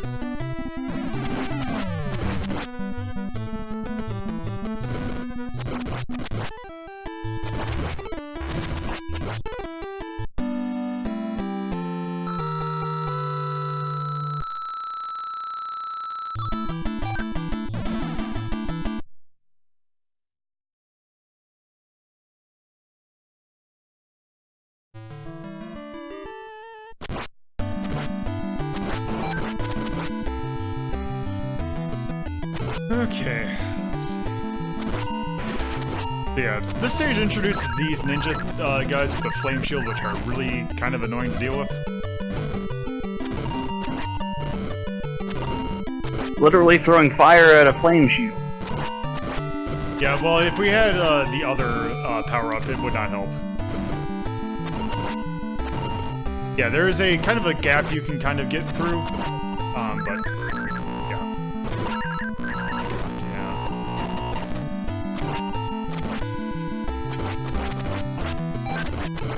spear guys. Oh, let's... That. Oh, yeah. I do like the fact that all your the power-ups in this game are based off shogi pieces. Also, I kind of wish that your hitbox was just a smidge smaller. Because it's not, I don't think it's the entire size of your sprite, but it is pretty large.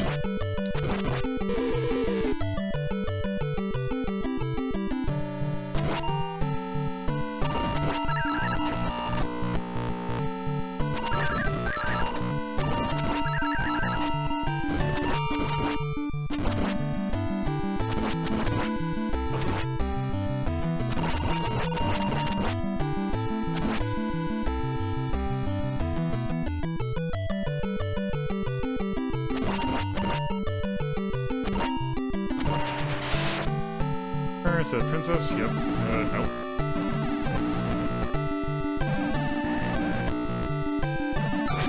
Okay, I get. Oh. That one always meant to be a demon, I guess? Whatever.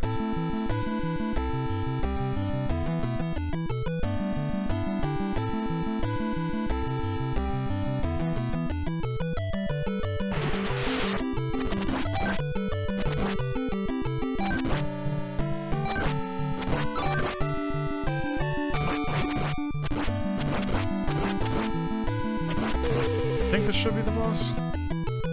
Nope, not clear.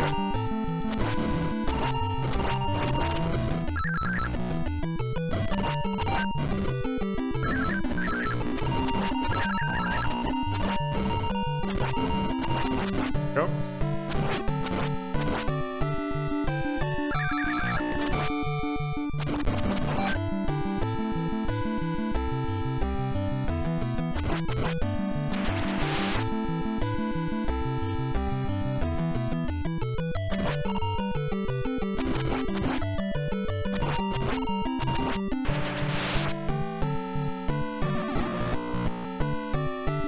There we go. That would have been a health up if I haven't already lost, if I haven't lost health. Or if I have lost health at this point.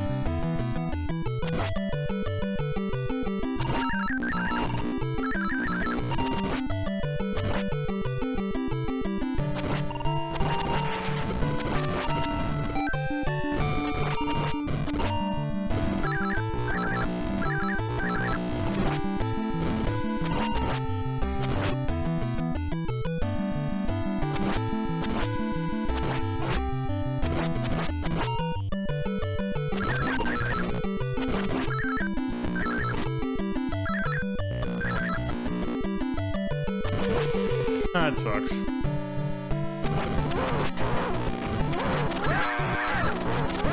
Oh dear God, these noises. Yeah, it's a Famicom Disk System game. Okay, so that's stage 3 done. Murasame.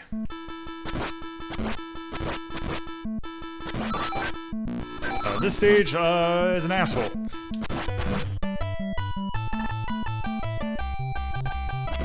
Because if last stage is where they took the kick gloves off, this is where they definitely kick it into high gear.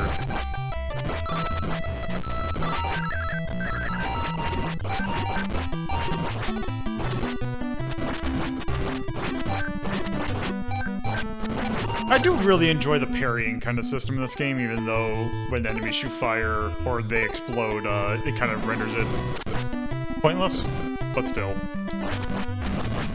If I remember correctly, I think Hideki Kamiya has gone on record saying that he really enjoys this game, and considering how much parrying is in their games, it might have had a direct influence, I guess. Yeah, that makes sense. I could see that. Like, I think he said that he wants to remake this game at one point. Or at least make a new one. Which I'd be completely down for. A Platinum-style game in this... Like, a Platinum version of this would be incredibly interesting.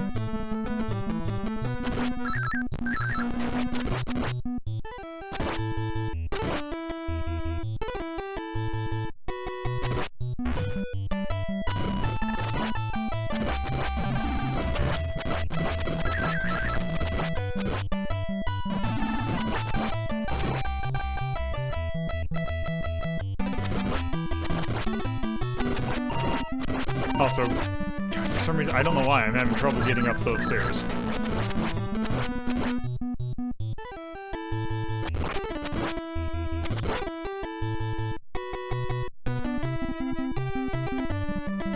The level designs are interesting. Yeah, they're very maze-like. Like, it's not quite a Zelda map kind of thing. Because this was made, I believe, in between, like... This is what the team that made Zelda made before, or, right after Zelda, but before Zelda 2.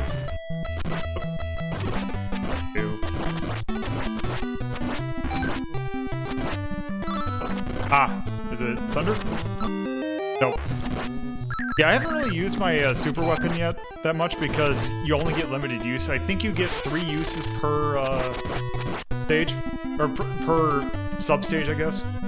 Then it goes away completely, and you have to pick up another one. So it's one of those you always save it until the time you need it, but then that moment never comes.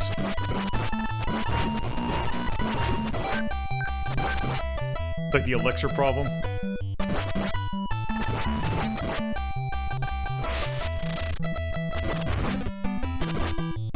Also, I do like that when you are, when there's bombs just planted on the stage, if you kill an enemy that will explode, it will detonate those bombs. I don't think that was intentional, but it's nice that it at least does it. It's important to appreciate the little things.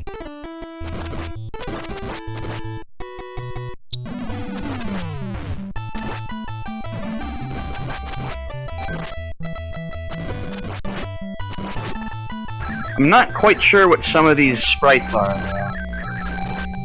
Yeah. This does not have the most... I think they might have had not as much time as, say, they had for something like Zelda. But, yeah. Because Takamaru looks nothing like he does in the box art. Either. Because, like, his robes are supposed to be white.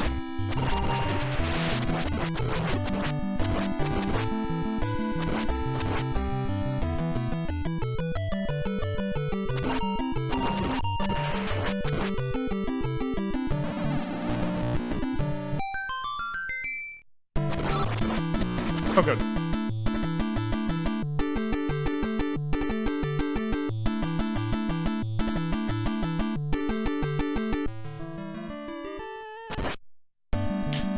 By the way, if you were to die, you would respawn basically in the same room that you died in. Which is incredibly nice. Alright, so these, I guess these are like Shogun? They're like little pig things.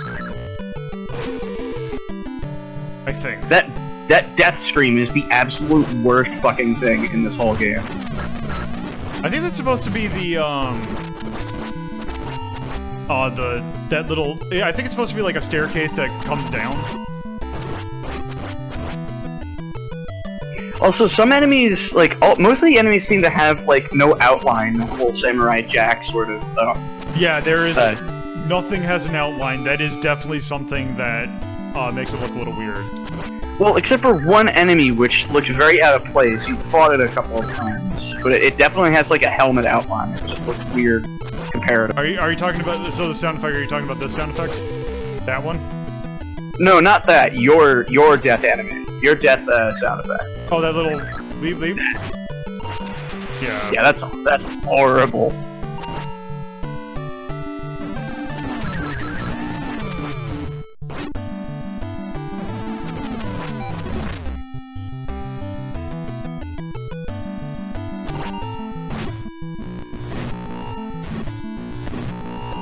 Oh yeah, sometimes the hidden enemies can explode. Which sucks. Really badly.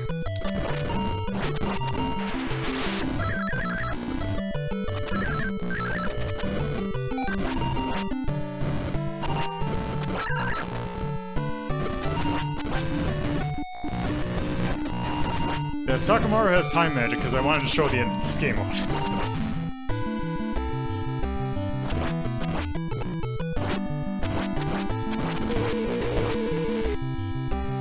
Okay, this boss fight sucks.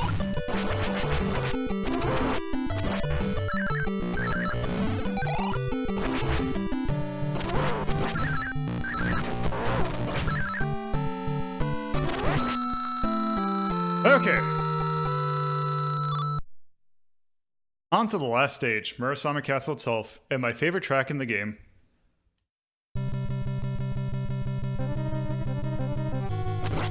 Okay, I'm digging this aesthetic. Oop.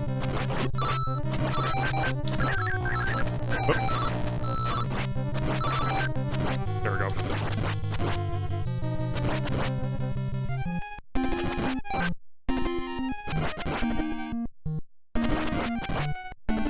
Also, those little statues that have, like, the, weapon power-ups, those are supposed to be Tanuki statues?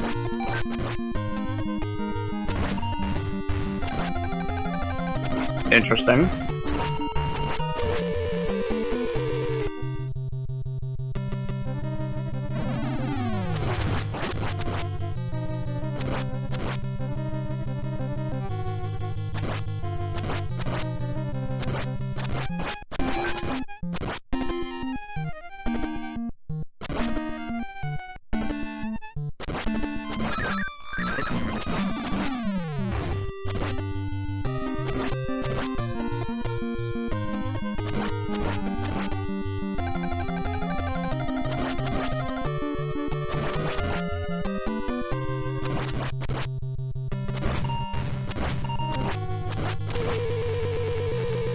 I like that it pushed me out of the way. Oop.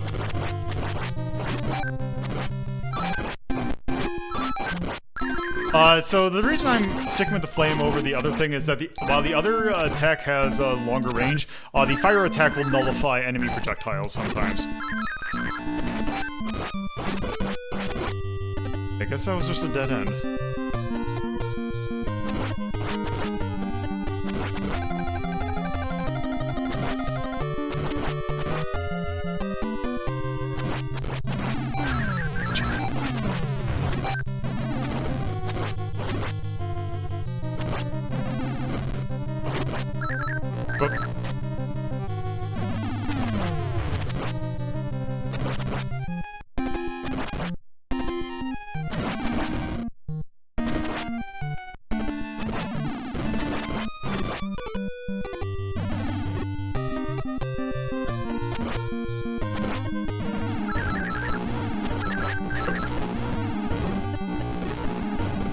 That's enough. I think this should be this should be the boss here.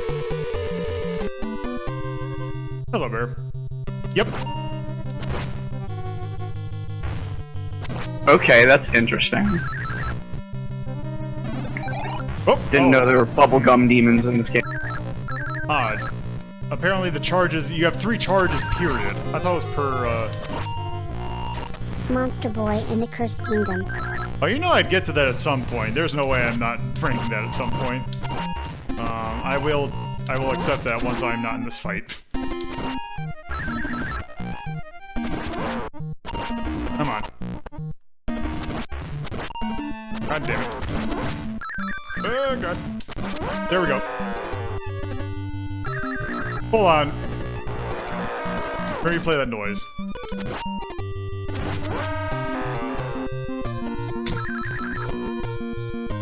Also...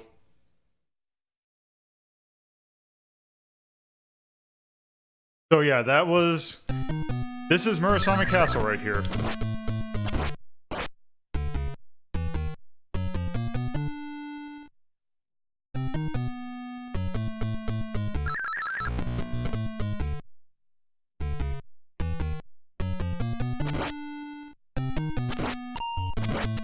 Here's the final boss. It's very Soul Blazer looking enemy.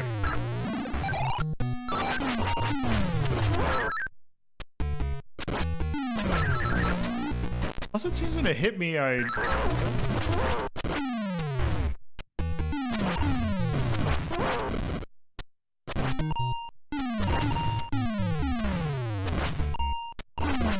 Oh, can I only hit him? Here. Yeah, I should go back.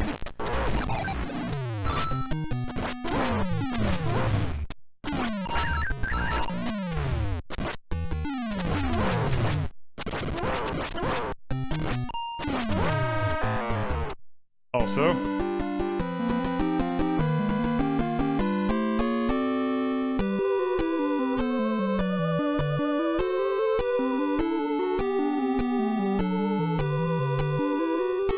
Oh my god. Just the one.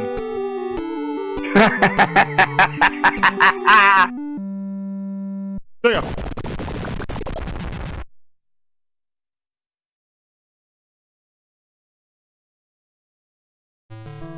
Yep. So once you beat the game, you just restart. Loop 2, baby. Yep. That one, that enemy right there. Oh, this right here? Yeah, that enemy has an outline on its helmet. Yeah. So it looks really out of place. Yep. That is supposed to be a Tanuki statue. That looks nothing like a Tanuki. Oh, by the way, also one weird thing: your mercy and penalty last until you move.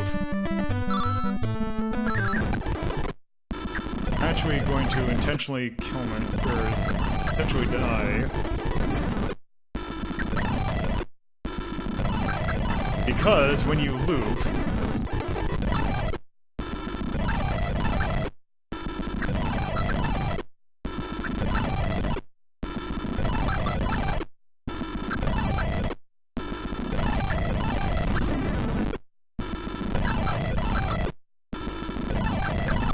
Okay. So what are we trying to achieve? So if you loop and you save, that's when you get the credits. Yeah, there's people who worked on it. Oh wow, I thought Miyamoto worked on this, but no, this was just a Little shout out to me. Yep. That's exactly what it is.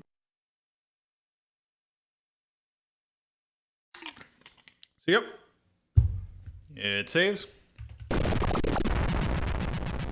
And it's about the top score. Doesn't put anything to indicate where you're at, but yeah, if you were to continue, if you save, it will continue, you will continue where you left off. Which is nice. So yeah, that was the Riddle of Murasame Castle, or the Mysterious Murasame Castle, as Nintendo is now putting it. So yeah, that definitely belongs in the attack list. Or no, it doesn't. It belongs in the resist list. So, where did I put... Actually, let me actually do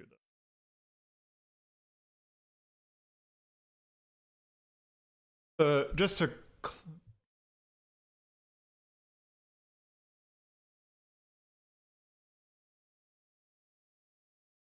High green.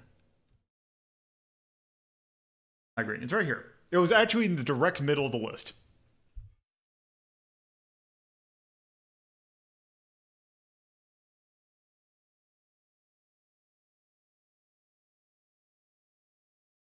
At this, at least with what we have so far, I would put it probably in between Castlevania 1 and Pulseman. Yeah, that seems about right. Yeah.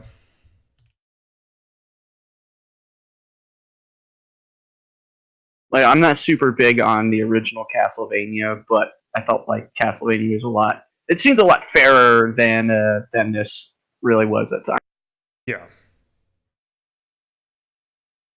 Castlevania 1 definitely had its dickish moments, but yeah.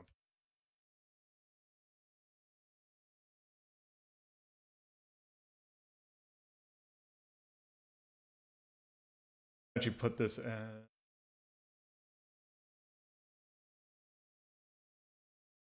That's pretty atonal. The music's really good. Or I say I really like the music. Yeah, I love the music in this.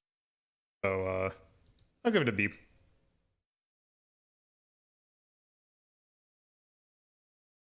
Style. The graphics aren't... they aren't that good. I mean, they're not super detailed, but you know what most of everything is, except for Tanuki. The thing is that this came right after Legend of Zelda. Like, so if, just picture Zelda in your mind and realize it's mostly the same team. Okay, that's fair. That's my only is like, Zelda looked a lot better than that did. So that is why I would actually give this title a D. Which is a shame, because you figure a game like that would be really good looking, but like, or could be really neat looking, but is what it is. A feel. I really like the parrying that you can do in this game. That being said, your character's way too big. Your hitbox, I should say, is way too big. Your character's fine.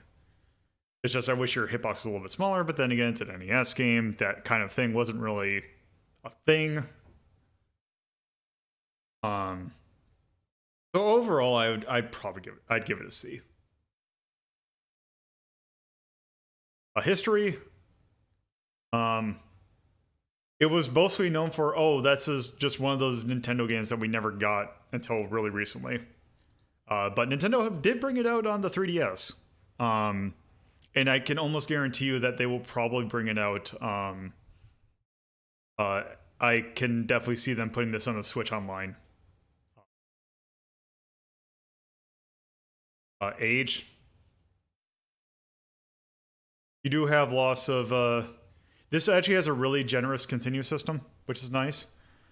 But you do lose your power-ups upon death, which is kind of annoying. So yeah, see.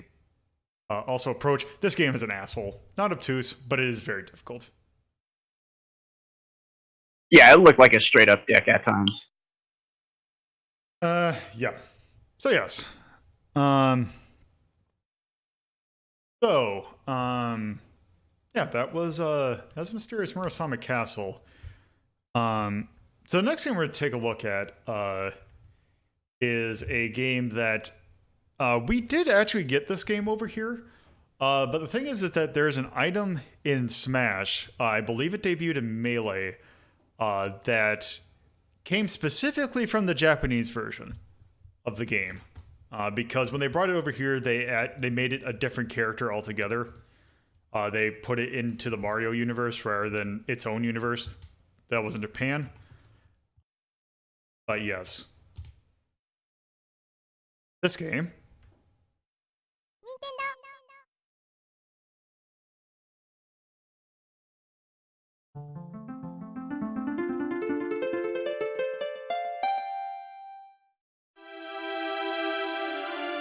Is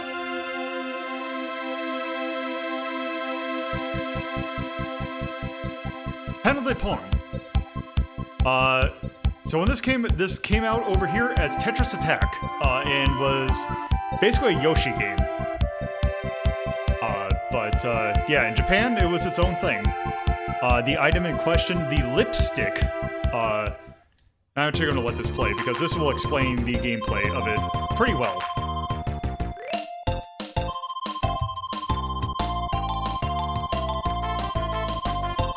But yes, if you've played Pokemon Puzzle League or Planet Puzzle League, you know what this game is.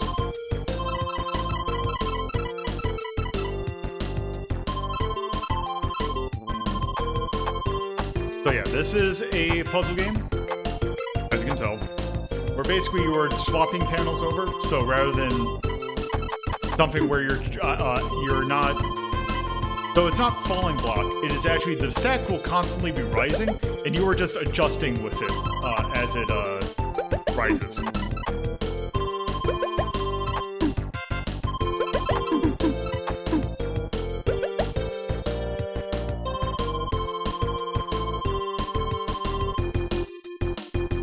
And in fact, you can, yeah, as you see there, you can actually make this stack, you can actually speed it up yourself.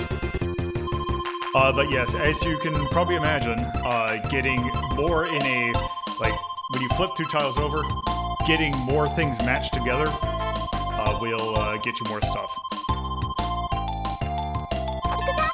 Depending upon what mode you play as, because there's actually a lot of modes in this game.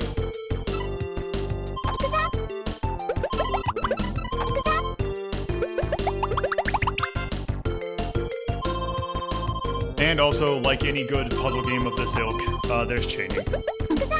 Chaining actually seems to be much more, like you get more out of chaining than you do just getting a lot matched in a row.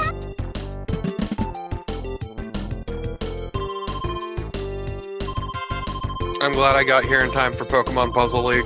This is Panel de Pon, thank you very much. 80s Pokemon Puzzle League. Yeah, Panel de Pon translates into Pokemon Puzzle League.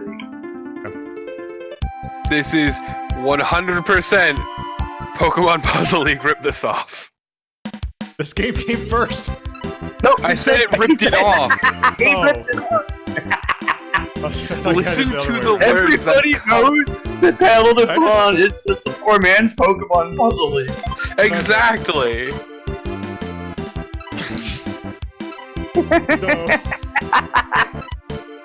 Yeah, so there is a 2-player versus mode, but Puzzle Bobble's better.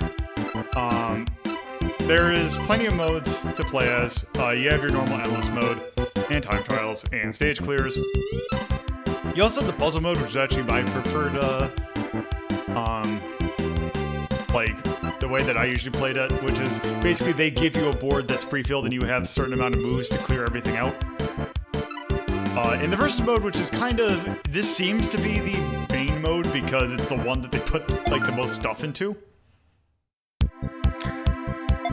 You see the puzzle setting short for Puzzle Pokemon League.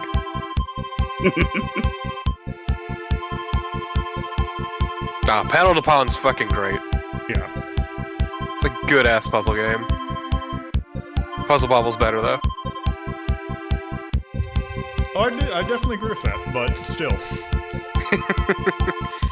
That said, Pokemon Puzzle League is, like, genuinely a fucking fantastic take on this.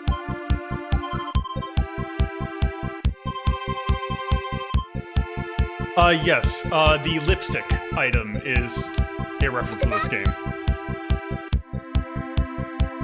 The little flower Okay, thing. I got fucking news for you. It references goddamn everything. Like, I have seen some fucking deep cuts from that game. The lipstick was from Melee, actually. Okay. No, lipstick goes back, but I'm just saying, like, in general, the latest one. Oh yeah, the latest So one has deep everything. fucking cuts. So, yeah, this stage in Tetris Attack, you would be fighting a Lakitu.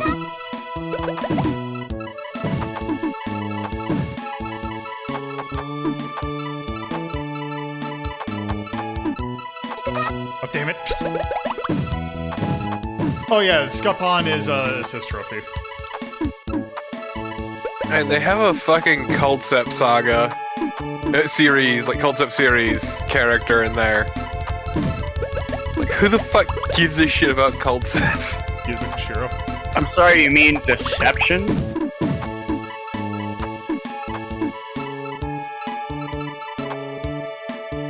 I should make more Deception games.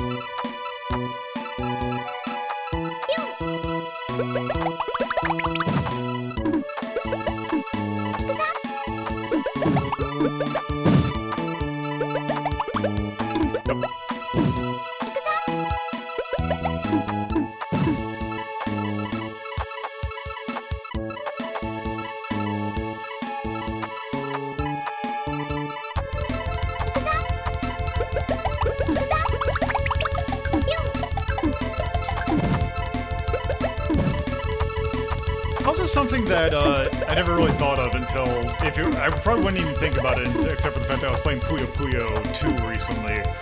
It's the fact that there's no countering in this. You send equal garbage over.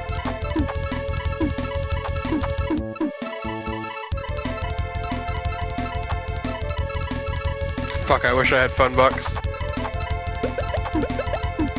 It's funny you should mention, the other day I won 2 times 600 in one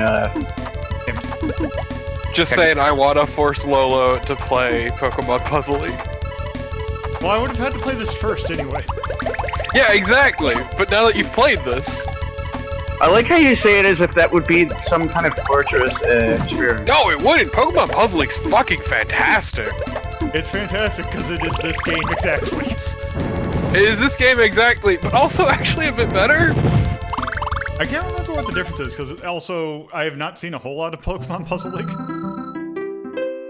It's a very good game. Like, it's... Oh, I don't imagine. It's this. Yeah, no, but like, for a tie-in game, it's like, how the fuck is it this good? So Also- I was going to, start shit-talking Torpo because he was sucking, but I realized you're playing the single-player one now. You're gonna shit talk me for sucking. What did I do? He thought I Yeah, was stick it to playing that against fucker, you. Torpid. I thought you were playing two-player, okay? No. That said, the art for this game's great. Yeah, because one thing that is different between this and Tetris Attack is that little... Because I never really noticed it until I just happened to be looking up. The little thing in the center there. You get your little Puyo Puyo sending stuff over.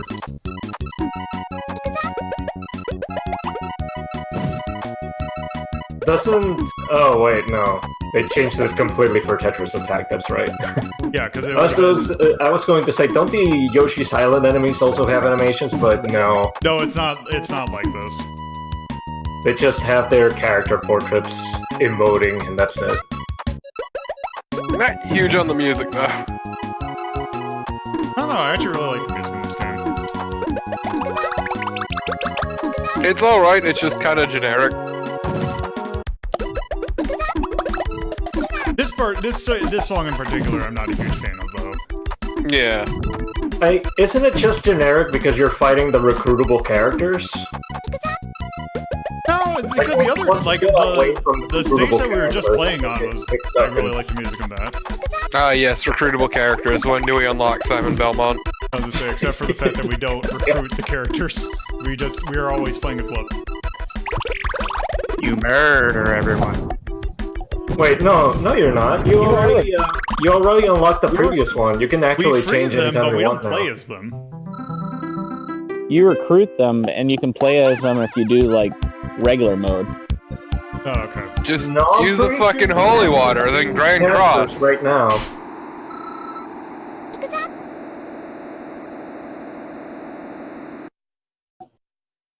But I don't know why you guys are convinced you can't.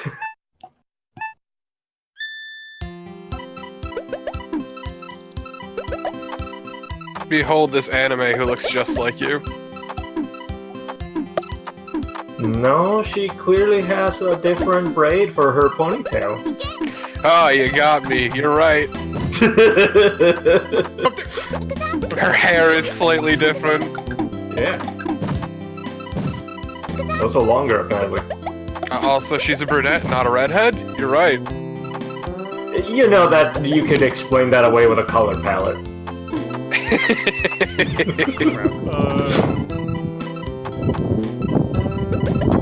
Ah. I don't know who's doing that, but it's not me, I hope.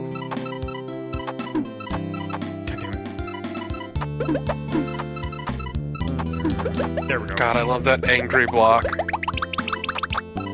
It was more like smug, really.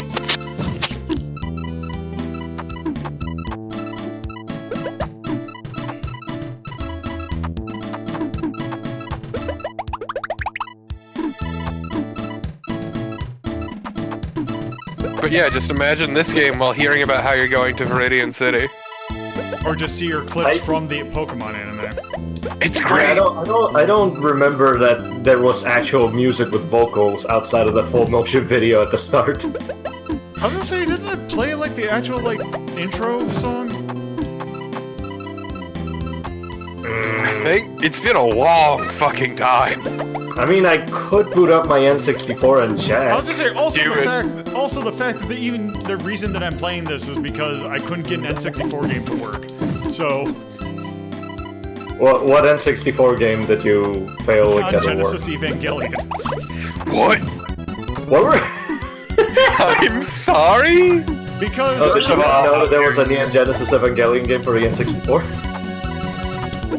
Because the thing were like the theme, the voice actress we were doing the happy birthday thing for voiced was it Masato, I believe? so I could not get that to work. Then I'm like, okay, I know there's other Evangelion games. They were both Saturn games. So I'm like, Just you know what? It's not there. You know what? I'm just fine. We don't have to play this. Wait, who is it that this is again? Wait, what? I said, who is it that this is? Who are we talking about again? Kotono, or is it like Kotono Mizuguchi, I believe? Mitsubishi? Yes. Yeah, I appreciate that her latest role is just her playing a zombie who groans and chomps on shit and doesn't say a single word. It's a real test of her acting chops. Also, I was kind of sad about the fact that one of the other roles that she did was Mink. There are Dragon Half games, except for the fact that none of them are in English. Which is a shame, because I would love to play those.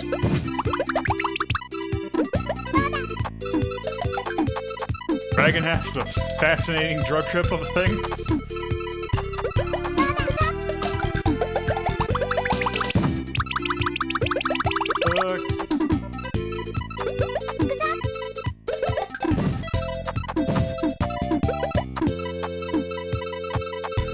Man, she's sure been in some stuff.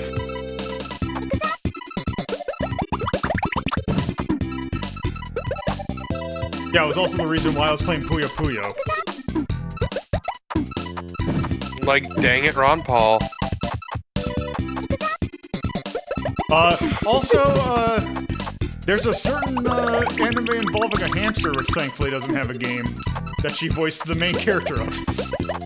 Oh, have Are you you seen? sure there isn't an Ebichu like a video game? If there is, I'm not playing it. I mean, she's great though. It is great. It's also not something I want to show on Twitch. What are you wearing? Oh, God, breaking Ebichu. it shows better than it has any right to be.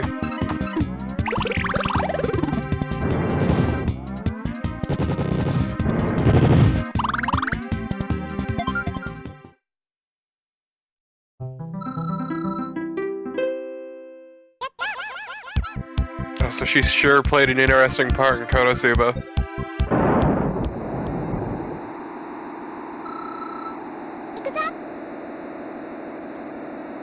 Who's this fucking doughy-eyed anime? Elias. Who the fuck's Elias? I don't know. Apparently they are. Try to keep up, Torben. Shit, you're right. You can't make me keep up with anything. Also was not expecting El Cazador de la Bruja on here. Loco, just for that comment, you're getting a Soldier Boy console for I'm getting a what now? Soldier Boy console. Which one, though? No. whatever. I mean, It's all the I same. know the free stuff, but at the same time, can I say no to free stuff? No, you're gonna accept it. Damn it. Uh-oh. Well, good luck sending it without my address.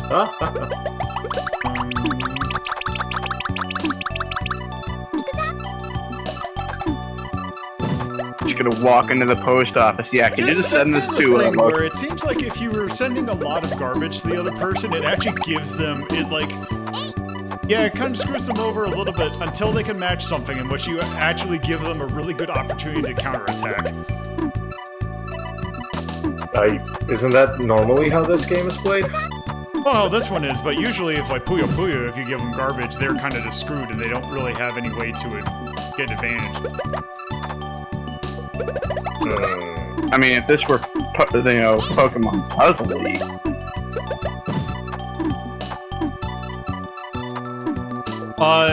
Tetris Attack is far more well known than this. Yeah. But Pokemon Puzzle League, on the other hand... Unknown. Nobody's ever heard of it. Is Panel de Pon not well known, actually? Well, really, Like, is it just well known in English-speaking places?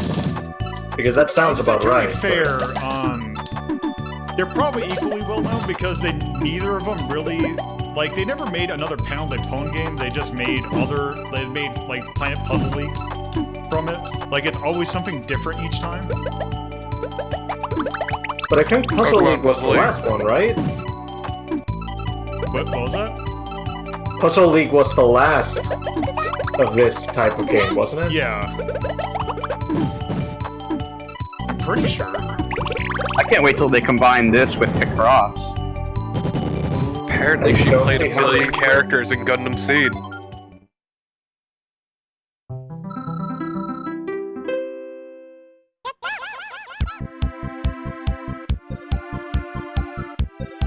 So you're She just, played a part in Puni Puni Poemi. Good. I guess you're just like running to different fairies and pacifying. Yes. They're all the like fairies of the elements, and they were put under an evil spell, and we were trying to save them from that spell. Where's the fairy of slimes? I don't think there is one of those. No one's even the fucking point. Also, I don't Like, think slime's an element. Oh damn, she played one of the main characters in Noir. I love her now. Which She's one? beautiful and fantastic, and I love her. I feel sorry for shit talking her. I was gonna say, and she turned 61 today. I mean, no, I'll still shit talk her. She played a billion roles in Gundam Seed. She played Mai Shiranai in the Fatal Fury. Both of them, both the motion pictures, which is why I was gonna play Fatal Fury 2 today. And actually, I'm kind of glad that I didn't. Holy shit. Okay, but now I kind of want to see that. Oh, she played Excel in Excel Saga. Oh yeah, that too.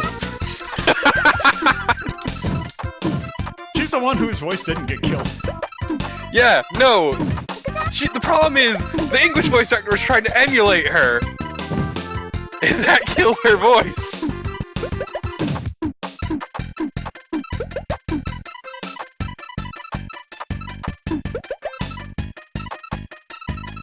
Because she had a much better range than the English voice actress. Wow.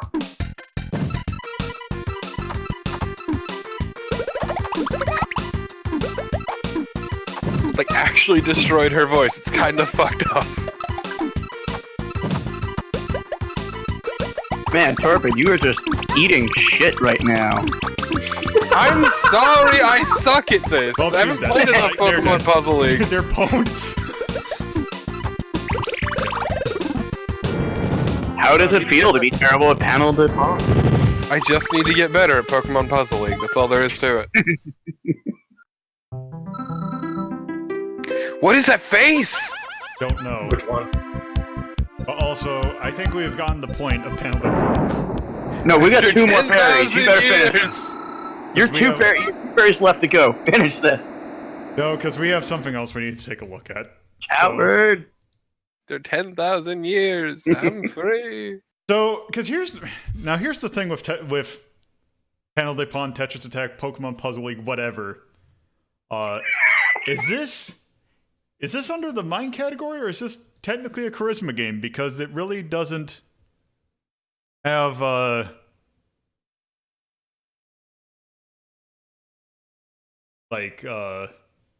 because it does have a versus mode as its kind of main thing. It seemed like. All I can say is I don't mind either way. Or I do mean, we- if Puyo's in Charisma, then this may as well be too. Okay. Well, the thing is, Puyo, that only had the versus mode. This has both. 'Cause Yeah, remember- but like Puzzle Mode's like a tertiary thing. Like, the main focus is on the competitive side. Okay. Then- You know, the esports. With that, though, Yeah, the East. No, this isn't Yoko. So I would put this very high. Yeah, no, Alright. this game's really good. I would not put it above Tetris Battle Gaiden, but I would put it very Yeah, high. you guys love Tetris Battle Gaiden. Tetris Battle Gaiden is the best game ever made. 'Cause It's true. It is a game that is just entirely built on spite. built on spite, but also it's a genuinely good Tetris game. Yes. Hold on, wait. The best game ever made? That's no. Oh, yeah, I would probably put it above Darkstalkers. Yeah, I was kind of thinking above Darkstalkers. Now remember, this is Darkstalkers 1. I will always put things above fighting games, so I'm kind of biased here. Well, this is going to be interesting because this is the entire category that's dedicated to fighting games. I mean, Darkstalkers is really fucking good, but also... I want to see a Tetris fighting game where the L block Panel-de-Pon isn't a puzzle league of its own. You just wanted to say that, didn't you? I just wanted to say that. Fuck you, Loco. Let me have this. I mean, I can't stop you from having it.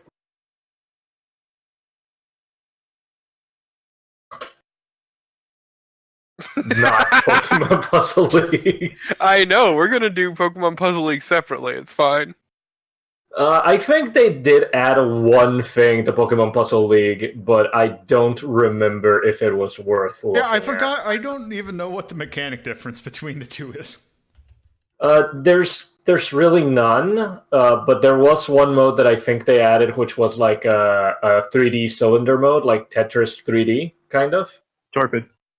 Mm-hmm. Oh. Pick 1 through 5. Oh, right, they did add the tower. 4. But that's it. Like, I think that's the only new thing. Also, that remember, they if added you're in there. requesting a game, I only do it in chronological Fuck order. you. No, that's right, we gotta do Pokemon Red, Blue, and Yellow first. Also, this game is definitely cute. This game is aggressively cute. I mean, even also the Yoshi's Island skin over is still cute, I think. The baby Yoshis and the Poochie. Let's see, sound. Sound was Everybody loves it. I thought the sound was good. Yeah, no, sounds pretty good. I'll put B with that.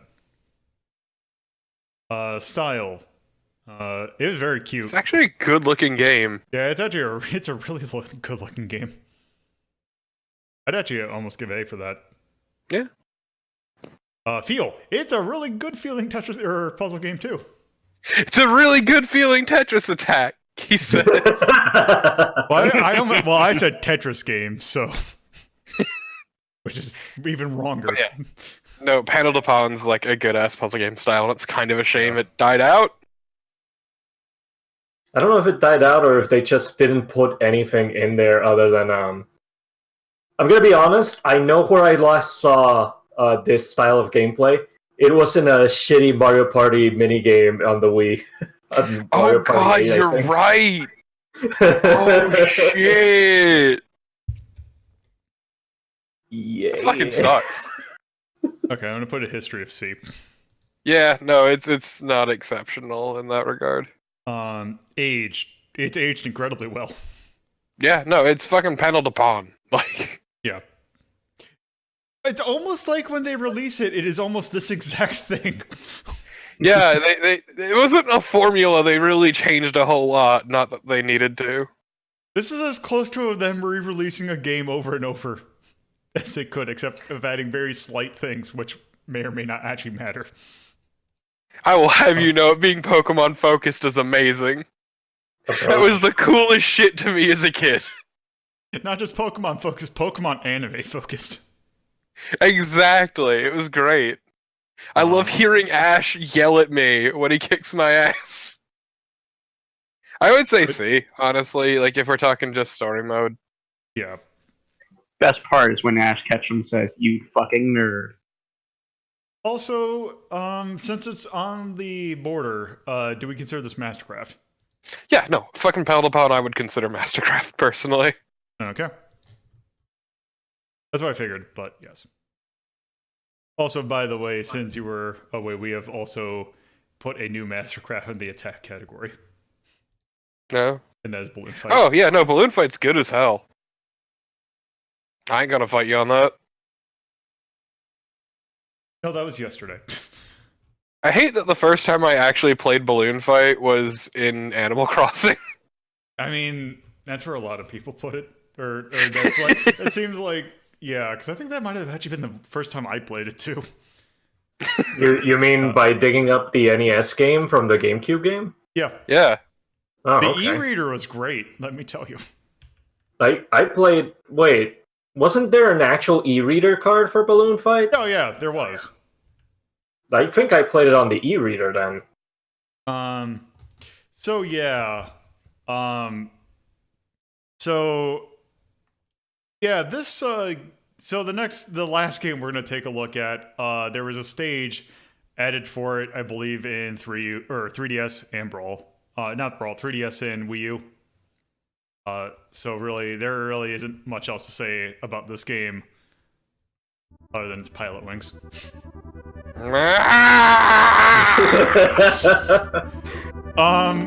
So yes. 64, then SNES yeah, I would be launch- excited, but since you're not. It's SNES launch game that is interesting. I really like it. The thing is, if you are familiar with my channel, I've been here a while. We might have had a race of this about 2 years ago. Apparently, I think I was the only person who had You were played this the game. only one who finished it. This game fucking sucks. No, wasn't it worse than that? You were the only one that got past the first qualifier, No, I was wasn't it? no, it was. I think everyone got stuck on area 4. Okay, if you're God, sure. this fucking game. I hate it with every So- fiber of my being. I have vague Basically- memories of somebody not even qualifying once. I'm just getting Nom-esque flashbacks. I'm dying. So basically, the plot or the point of this game is that you are trying to become a pilot, and you are taking these tasks in order to basically get yourself a pilot license. Yes, game gets fucking weird. Yeah, well, we'll get to that. So this first area, so we have to get 120 points total, which means we have to get an average of 60 points. Mm-hmm. So here's the first thing, and also this is where kind of the more Smash relevant thing is, because this is there's a Pilot Wing stage, and it is basically based on the light plane. It's this plane. This very plane. Back together again. So the light plane, you're flying a plane. You have speed controls. They're not really that used.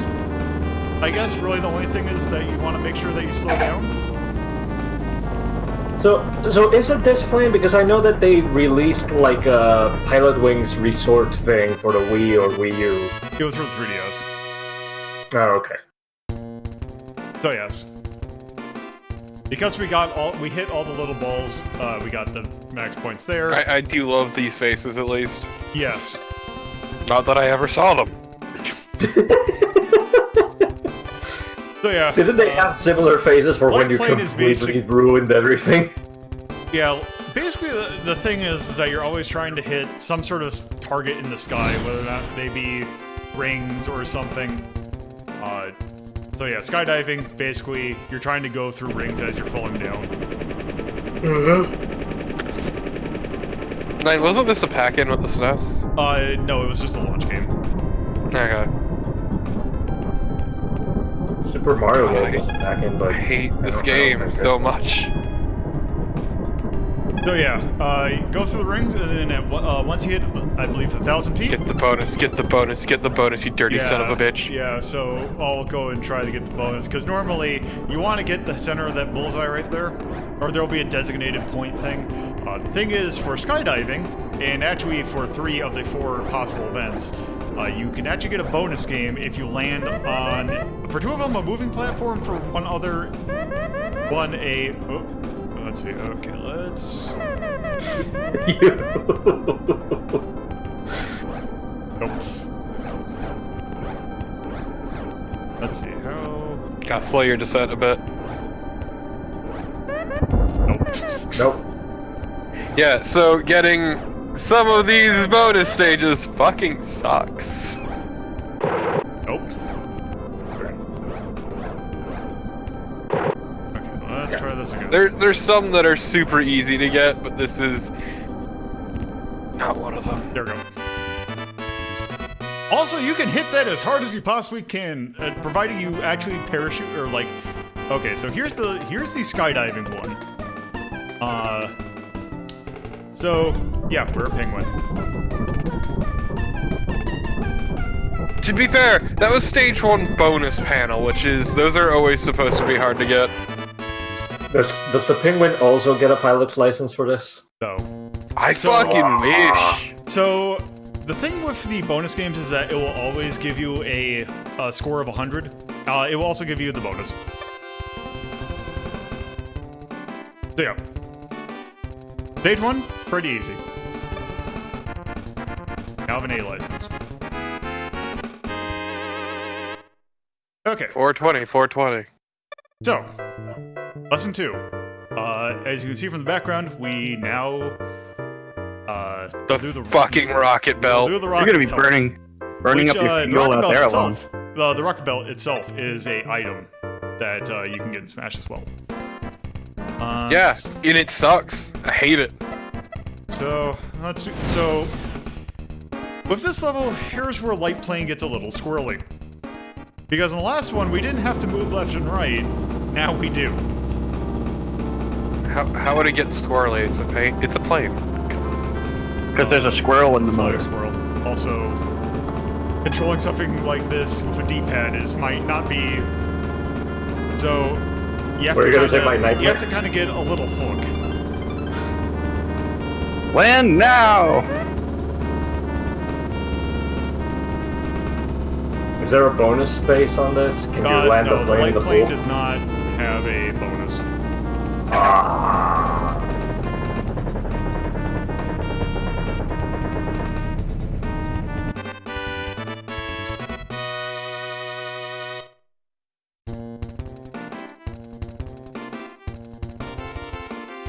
So yeah. Also, we have to get 220, which I believe that means an average of 80 per.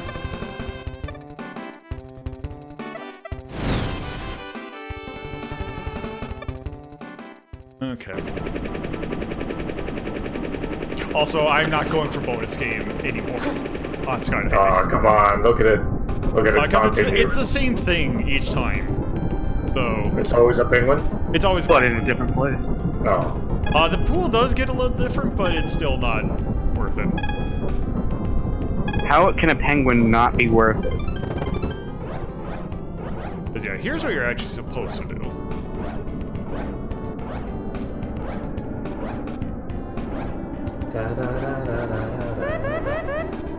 So when you're descending, you kind of want to like feather the back button, because that will get you to fall a little bit faster, but also that should be good. Now, is that a 70 though? That's the question. Yes.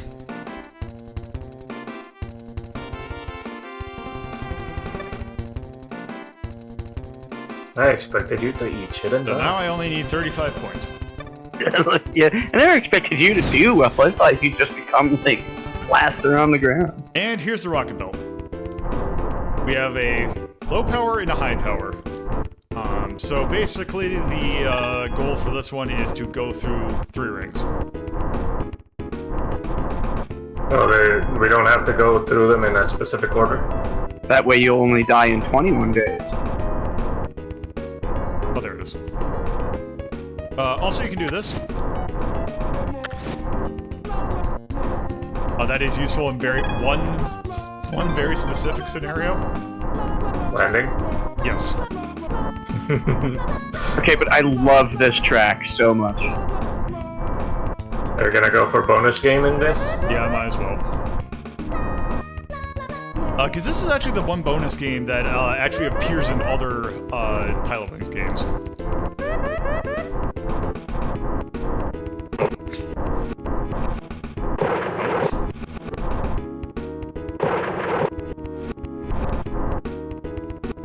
Okay, let's do it from here. Oh. First try. So, the bonus stage for the rocket belt. Birdman. Oh. Attorney at law.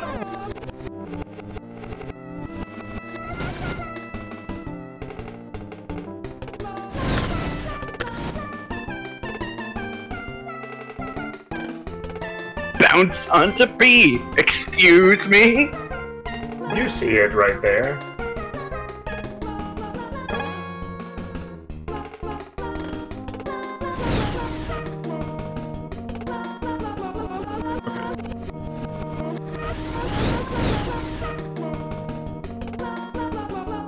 Also, by the way, just another fun thing I think I remember from the race. I am pretty sure that when I did it, I think I did it on an actual SNES. Okay. So you couldn't rewind? Everyone else is using emulators. Just to show how hardcore you really were. So yes. That's landing on that pet. That was very much luck-based. It was time travel, actually. Okay.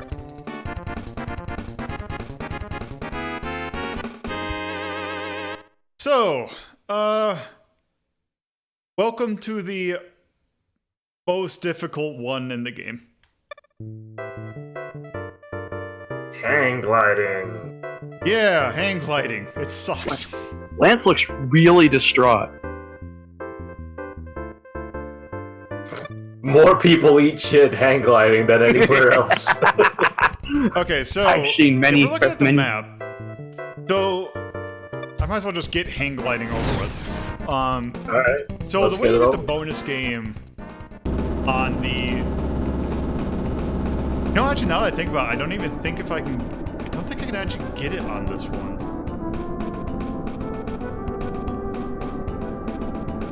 I see a little thing on the left there. Yeah, I think...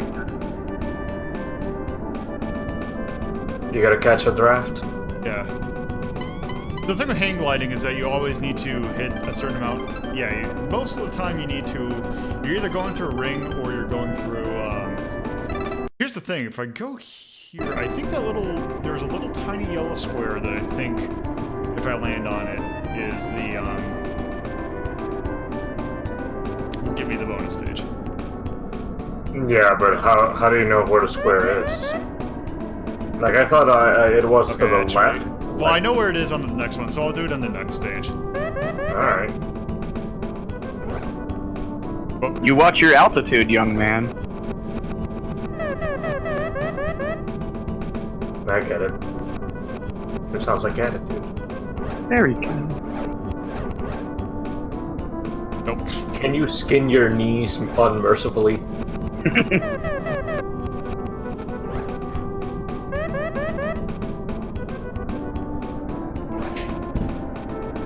Watch your altitude.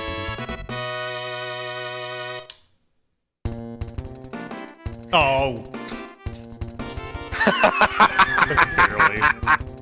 Ah, piss! You did it! You were slightly not on the dot. Gotta Son of get a bitch! good. Also, You gotta get good. So, from stage 4 or stage 3 and 4, light plane starts a little bit differently. It have also to take becomes off. an absolute fucker. Yeah, because we're now going in a loop. And you actually have to take off first. So on what Yep. level do we have idiots fucking around on the biplane screwing us over? Just why do they have to punch each other? It's really fucked up. Wait, what do you have to take off first?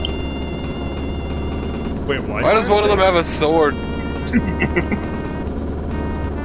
See, that's what one of the so basically, when you beat the first 4 stages, and you do the thing that comes after the 4 stages, you get expert mode. I kind of wish that in expert mode, basically all the stages have some sort of gimmick to them. Like it's either snowing or it's really high wind. That'd be great if one of them was, yeah, you have people fighting on your plane. Just Don't a pack drop of them. fucking idiots.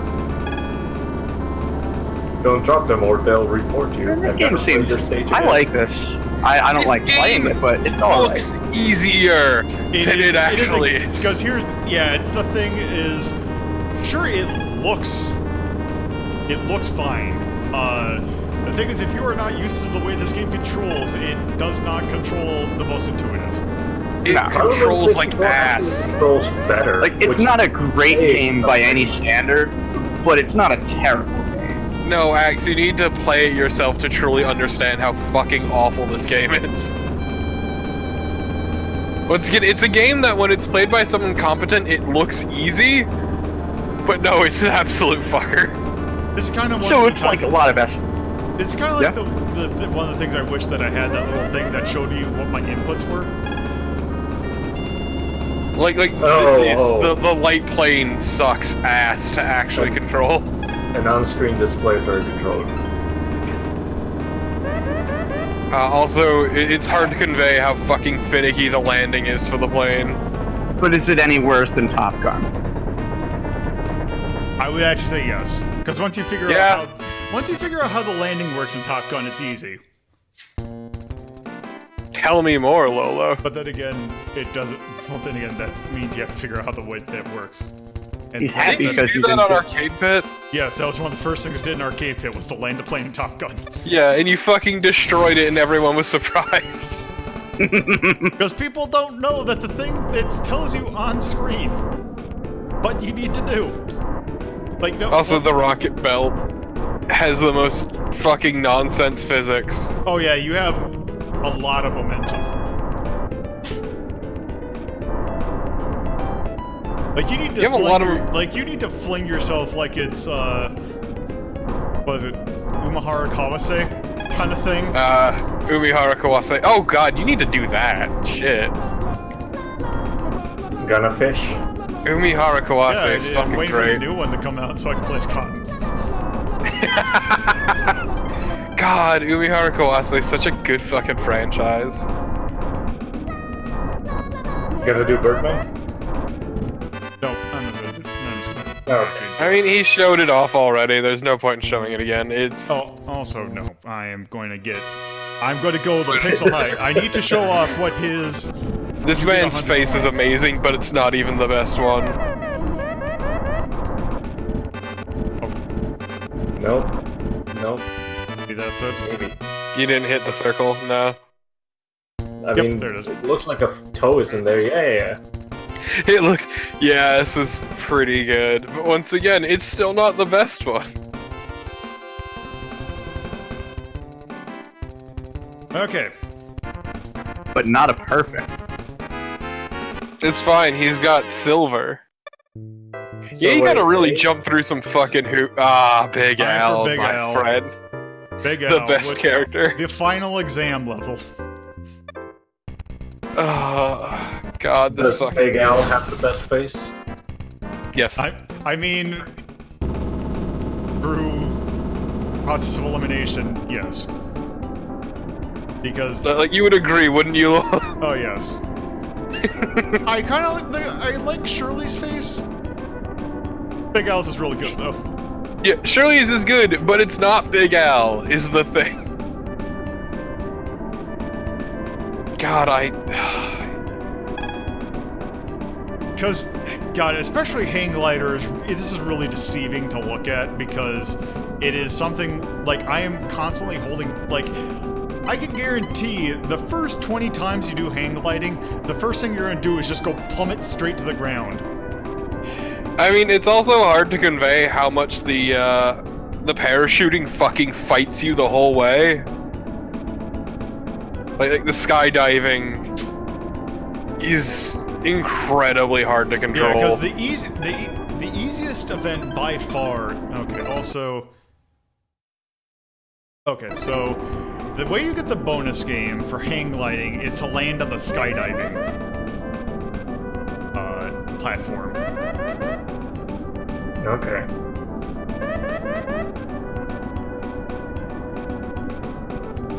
Nope. Are you gonna make it? Nope, I'm not, because I need to find where the current is. That's the other issue, because this is all, what is it? Right based? Yeah. This isn't actually 3D, so it's hard to have any sense of depth perception, which really kicks your ass.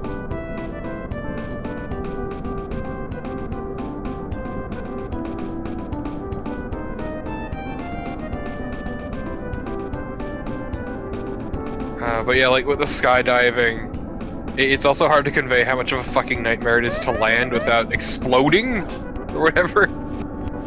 Well, you just gotta feather it really hard. Oh, what? What? Or a pixel.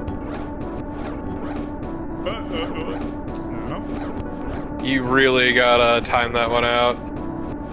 Oh yeah, this is good for my motion sickness. Yeah, I'm just glad I don't get motion sick.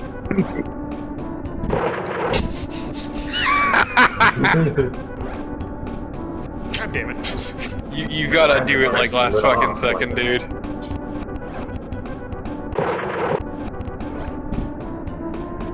There we go. Oh. Close enough for Jazz. So, this one. Oh yeah, this one. It's running, Birdman. Just hammer that shit, Lolo. Just fucking go to town on that controller. I mean, I'm guessing the goal is to go as far as possible, right? Yep. And it's so hard the frames die out. Do you I actually did have to love land on the just- 50? Okay. Hearing Lolo struggle in the background. Problem is I couldn't get a grip on it either. You lucky dog. Okay.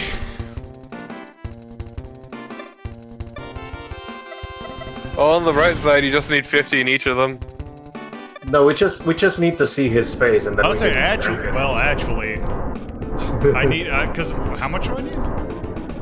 150. A Well, gamillion. to say there's another way that I can do this.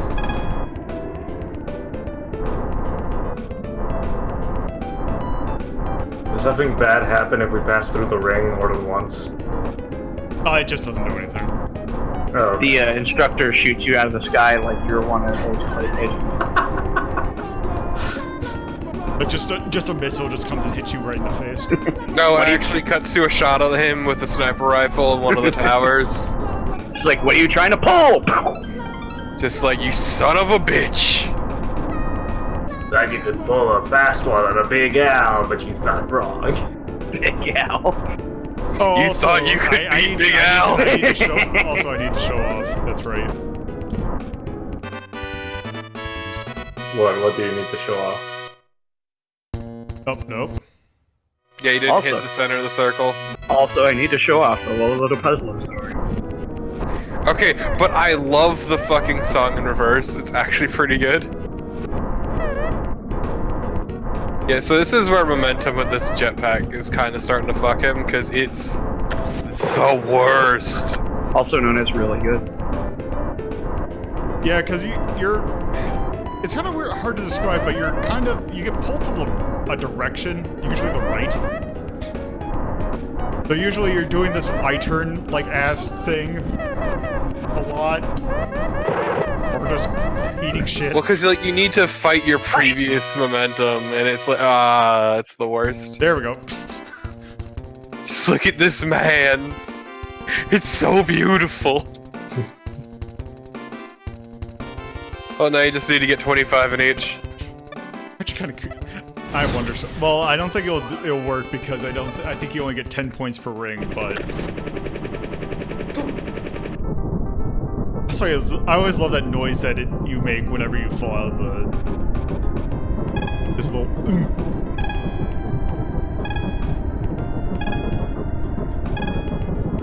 Oh, this isn't gonna work. Yeah, we don't need it. Oh, also you can do this. Yes! Just Yes! fucking die. Pop. Beautiful. Is that a zero? No, it's not a zero. Also, you get this. Also, you get the solid music whenever you get below. I think it's below 60. You're fucking dead! Hit the water, hit the water. The water did nothing wrong. Are you trying to get the bonus game? No, I'm trying to land. Yeah, because that's a skydiving target.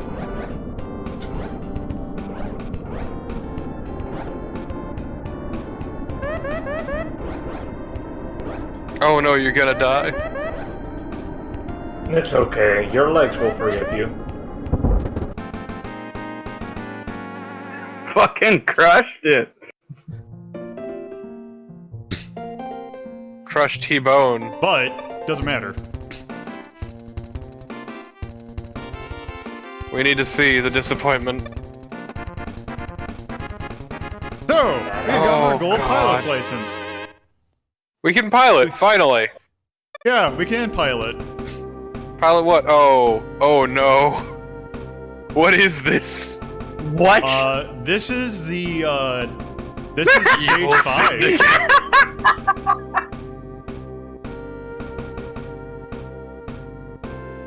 Yeah, so there's a reason I said this game goes places.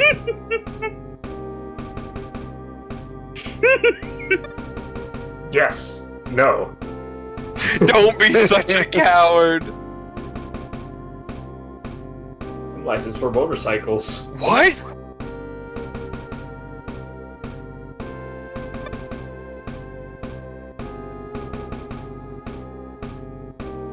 Is he calling himself a chicken, or was he calling you a Alright. chicken? Time for Calling fun. you a chicken. Remember that time you fought Nom?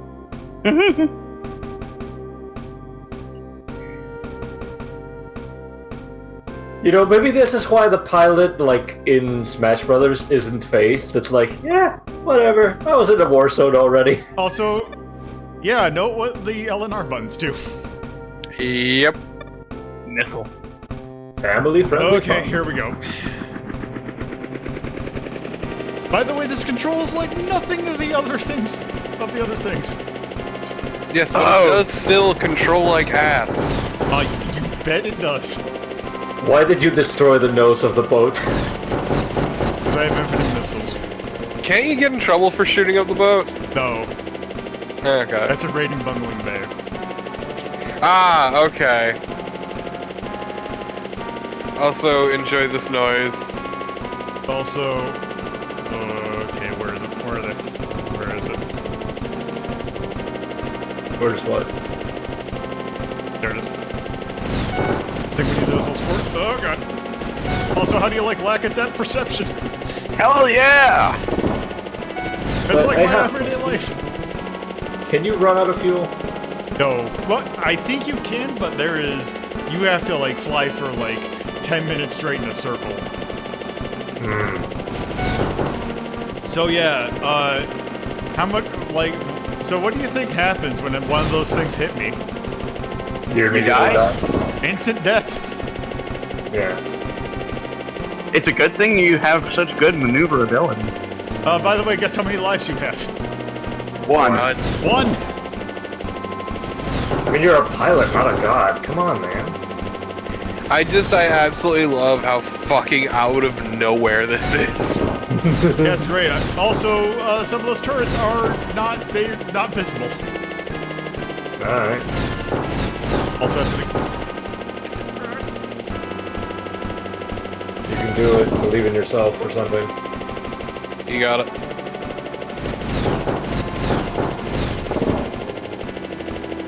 You hit one of them that wasn't even God. shooting at you. Oh god. Oh god. I hate this part so much. This part sucks. Like, it sucks even more. I can feel Oh you god, I'm tensed from up. something I can't see. It's pretty great. Like, it sucks even more in a game that already sucks a lot. Don't forget that there's one, like, behind you to the right also. Also, see that helipad? You have to land there, yes. Yeah. I am unironically enjoying all of it. So if you speed run down there and without shooting any of the turrets land on the helipad, does the game tell you like the airspace is Rewind! Nope, do it all over. I think it might have been an arcade pit challenge at one point. No, that's... Because nobody has ever seen this naturally before now. I have beaten this game on a natural SNES.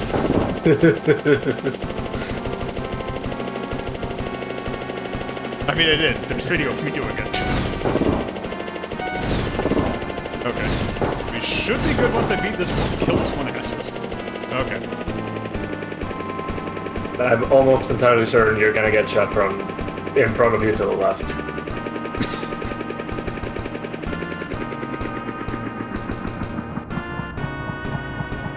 Just cut the Yeah, engines if- completely. If you went through the trouble of landing on the helipad without destroying the turrets, does the game tell you you can't? Oh, you Because, can, because there's definitely still turrets alive. No, but I mean... Why? without- Why do you suck at landing so much? Also, I've never done it. I wonder, what happens if I land, like, somewhere that's not the helipad? Alright. Go in the water. What happens if I just, like, land? Let's just land right here. It looks like it just doesn't let you... It doesn't end. It's just like, Wow, all right. it doesn't even slow the rotors down. No. Oh, There you gotta rewind instead of actually taking off again. Also, yeah, T was asking about an arcade pit challenge. Oh yeah, that's what I was saying. I think it might have been an arcade pit challenge at one point. Yeah, didn't you make a handful of Pilotwings once? I think someone else did. I can't remember if those were mine or not. What happens if you land in the water? Oh, you died.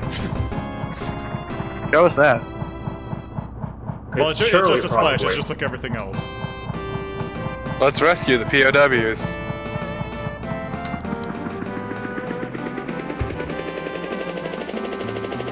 So yes. Do you not have to leave the airspace yourself? And they're immediately This shot is down. automatic.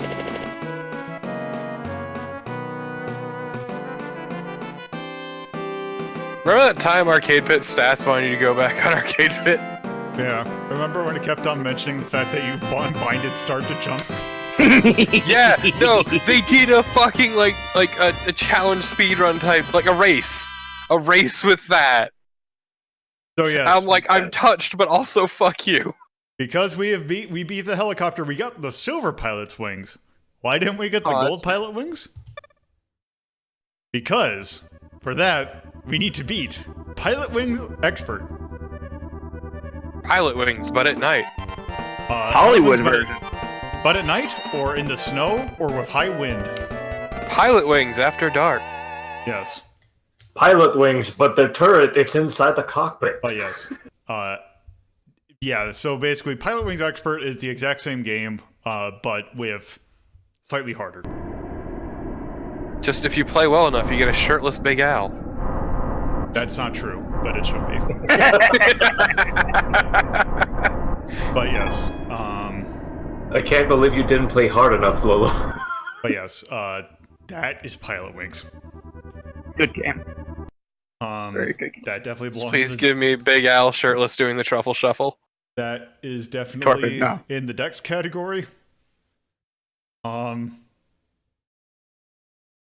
to put this? Straight in the garbage. Definitely I blue. would rather play this than Nights in the Dreams. Man, really setting that bar low, buddy. In all honesty, for me at least, I would probably put it. I would play Jammer Lemmy over this. I would say personally, I'd probably put it in between City Bomber and Antarctic Adventure, but that's just because I know the game. Yeah, see, that's the problem. Is if you know the game, it's much better than if you don't. Yeah. I mean, I have a bias in favor of Bomberman. I don't know where you put those earlier. Oh, Bomberman? Those Yeah. got put. I think Bomberman Classic got put pretty low. Yeah, it got put 9, and then Bomberman NES got put right here. When are I'm you gonna doing be- Bomberman for the Saturn? So here's where I'm looking at this one from like somebody who's never played it, and if I played it, I'd probably be really pissed at it. Based on the control schemes and things like that, and all the other stuff on the list, I would actually personally put it right below. Where the hell did it go? There's Donkey. I thought I saw Donkey Kong Country. No, that Were we that on a was different Donkey list? Kong Country. Okay. I would put it. Actually. I'd put it below pole position, to be honest. Pole position? Oh wow, you're on a completely different list. My brain is falling apart. You said No, you said pole position. Yeah, but I was thinking of the other list you were on when I was thinking of where I'd put things. But yeah, I see. It makes more sense in my head. Don't worry about it. I know. Based on what I understand from the controls, because Lolo, you were explaining them as you were playing through it. Like there's a lot of different controls, but they're all they're complicated for going right into it. Yeah, if you have not played it, it takes a good 10 times for you to understand it. Like, to get it feels like feel to it. dog shit because everything fights you in the worst ways. Because I mean, think about also track and field. Track and field is just as obnoxious. Because that's the thing that I was saying. Like, it's like the trying to get the hang of, like, say, the archery in track and field, or like the high jump in track and field. It is completely. It doesn't make any sense. Or like the California game stuff. It's like it doesn't make any sense until you actually like read up and like try it like 20 times. And just based on that criteria alone, and just kind of thinking about the game as a whole, I would, if I were to give a proper one based on the actual list we're looking at, I would put it right above track and field and below. Camel Tree. Yeah. Yeah, because even though its controls and stuff are a little obtuse, it's still, you can probably make it out on your own versus track and field, which you definitely want. Yeah, see, I was gonna say I would just put it right beneath Jammer Lammy, but that's because somewhere right, like in middle, I'm thinking somewhere below, like in this range right here is a good spot for it. Yeah, like I would 100% play it over Lunar Pool. Like there's no question. Yeah. But I would also rather play Jammer Lammy and Parappa the Rapper over this. Yeah. I mean, I don't like the gameplay in either of them, but they're fun and they're goofy, and you can get like at least an enjoyable experience out of it. And clearly, nobody was enjoying much of Pilot. Except for me, who Yeah, but that's the thing. Like, the problem is it's a game that you need experience with to be any good. Like, you have to get like incredibly familiar, and that is not good. And I guess we're kind of looking at things not from an experience point of view, but more of an introductory point of view. Yeah, because properly. Yeah, because the only thing because Pilotwings Resort, the thing I would say about that is that game just feels kind of bland, whereas this just feels like. Yeah, no, this is aged poorly, but at least it has some degree of charm to it. I am thinking very clearly. I am thinking in between Jammer Lammy and Lunar Pool, I think is a really good spot for it. Yeah, I'm fine with that. This game. What about you, Lolo? I mean, I was saying I'd put not you, Loco. Lolo. Not you, Lolo. Loco. Did you? Never gonna let that one die. I gotta be honest, I don't really know. Like, I usually don't rank things because I usually feel ambivalent to things. That's a lot of these would be like in number 5. Pretty sure. That's usually why I'm quiet when things are being numbered. You can talk. You can have input. It's fine. You're the reviewer. We value your input, Loco. That's Lolo.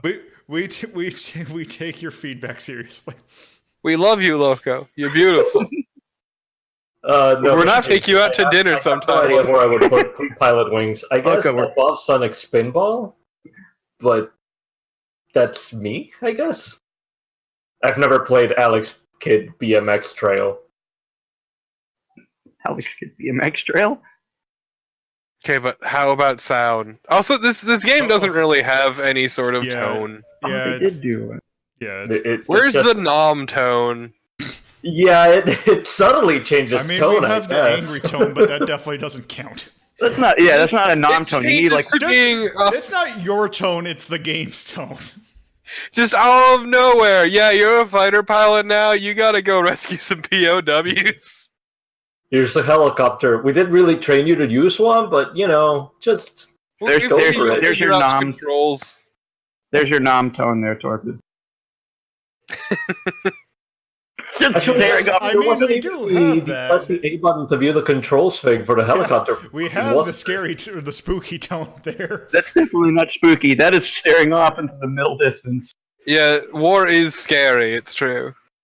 It's a 1,000 yard also- stare. But actually atonal. Sound I'd say like C, maybe. I was thinking probably B. I mean, yeah, the music's pretty alright. I mean, it's hard to find bad music on the Super Nintendo. It's there, but it's hard to you- find. No, it's- I will disagree with you 100%. Yeah, it's... Yeah, the fart bass runs rampant in certain Oh my SNES games. god. That's why I said it's Some hard to people find it, could but it's not there. figure out how to use the fucking instruments, and it is not Well, great. the problem is you got to supply your own. Yep. Guys, Style. Bubsy. It looks... I don't know, the character portraits look nice, but the actual game is kind of I was impressive. thinking C for style. Yeah. Yeah. I think for experimenting with the 3DFX chip, it was fine. Mode 7 chip. Yeah, it was Mode 7. That was just Mode 7. They Mode 7 the hell out of that game. No, it doesn't look bad. It's just bland. Like, the Yeah. only thing of interest are the character portraits. Yeah, like the in-game stuff doesn't pop out. There's nothing really identifying about it. Yeah, the turrets were Yeah, just pilot. Contra 3 like turrets. Yeah, Like, pretty much. Okay, so what is the ranking for absolute dog shit? Let me take a look. Let's see, because we have... Maliciously designed? Let's see, we have overly simplistic. I think have- E. We have this game just Yeah, I'd doesn't say feel good to E. play. Yeah, because I do not think it was openly maliciously designed. It's just Yeah, I'd it's say E. it's they have a SNES controller and you're trying to move in a 3D environment. Yeah, it's a game that fights you in ways that are really hard to convey through, like, just seeing it. Like, it is a game that you have to feel firsthand The to ranking understand that how half of the miserable- N64 library is going to get. Except for Pokemon Puzzle League. Can't I wait still for say that Pilot wait for Wings Body 64 Harvest. actually plays better, but that's it's hurt by the I controller. will say I do not have as much experience with Pilotwings 64 as I have with this one. I remember that game being very goofy looking and also kind of goofy feeling, but It that's had just the me. mascot from the Nintendo Power magazine in it for no real goddamn reason. I mean, yes. Yes. Pilotwings, the history of it. It shows up in Smash. Yeah, no, it's a thing that's persisted. Like, I would say it's a part of company lore at this point. Okay. Like, it's a thing that's... I think they make more titles for it than they do Nope. for Panel to Pon and Tetris Attack. No, No, that it's a is- game that is no, being because they're- eternally fucking referenced by Nintendo, like, nonstop. It's had a title on the 3DS. That's more recent than Panel to Pon has. It's had a sequel more recently than F-Zero did. Wow! Holy that shit! fucking hurts, Holy dude! shit! Just twist that fucking knife! Is that counting the straight for arcade F-Zero game though? Yes, actually, now that I think about it, because one that just released on Damn. the GameCube. Was this had a 3DS that a port release. for a GameCube? Yeah, because I'm pretty sure. Because you could stick a GameCube memory card in there and transfer data back and forth. I've just got then- that Sheryl Crow alright. song playing in my head now. The Um, first cut is the deepest. Age. God, why would you reference that? Fuck you. Age. Can't really nail it for anything. That's the problem. I don't know. It's part of it is just that sort of fake 3D has aged incredibly poorly to begin with. Yeah, I think that actually might be a good candidate for controls. something like D or E, where it's like, okay, Yeah. trying to do. Well, no, wait. Do we already have something? D. There it is. Ah, you have it. And then Oh, that approach. means that Aim for the Top is going. I mean, if you ever play it, it's going there.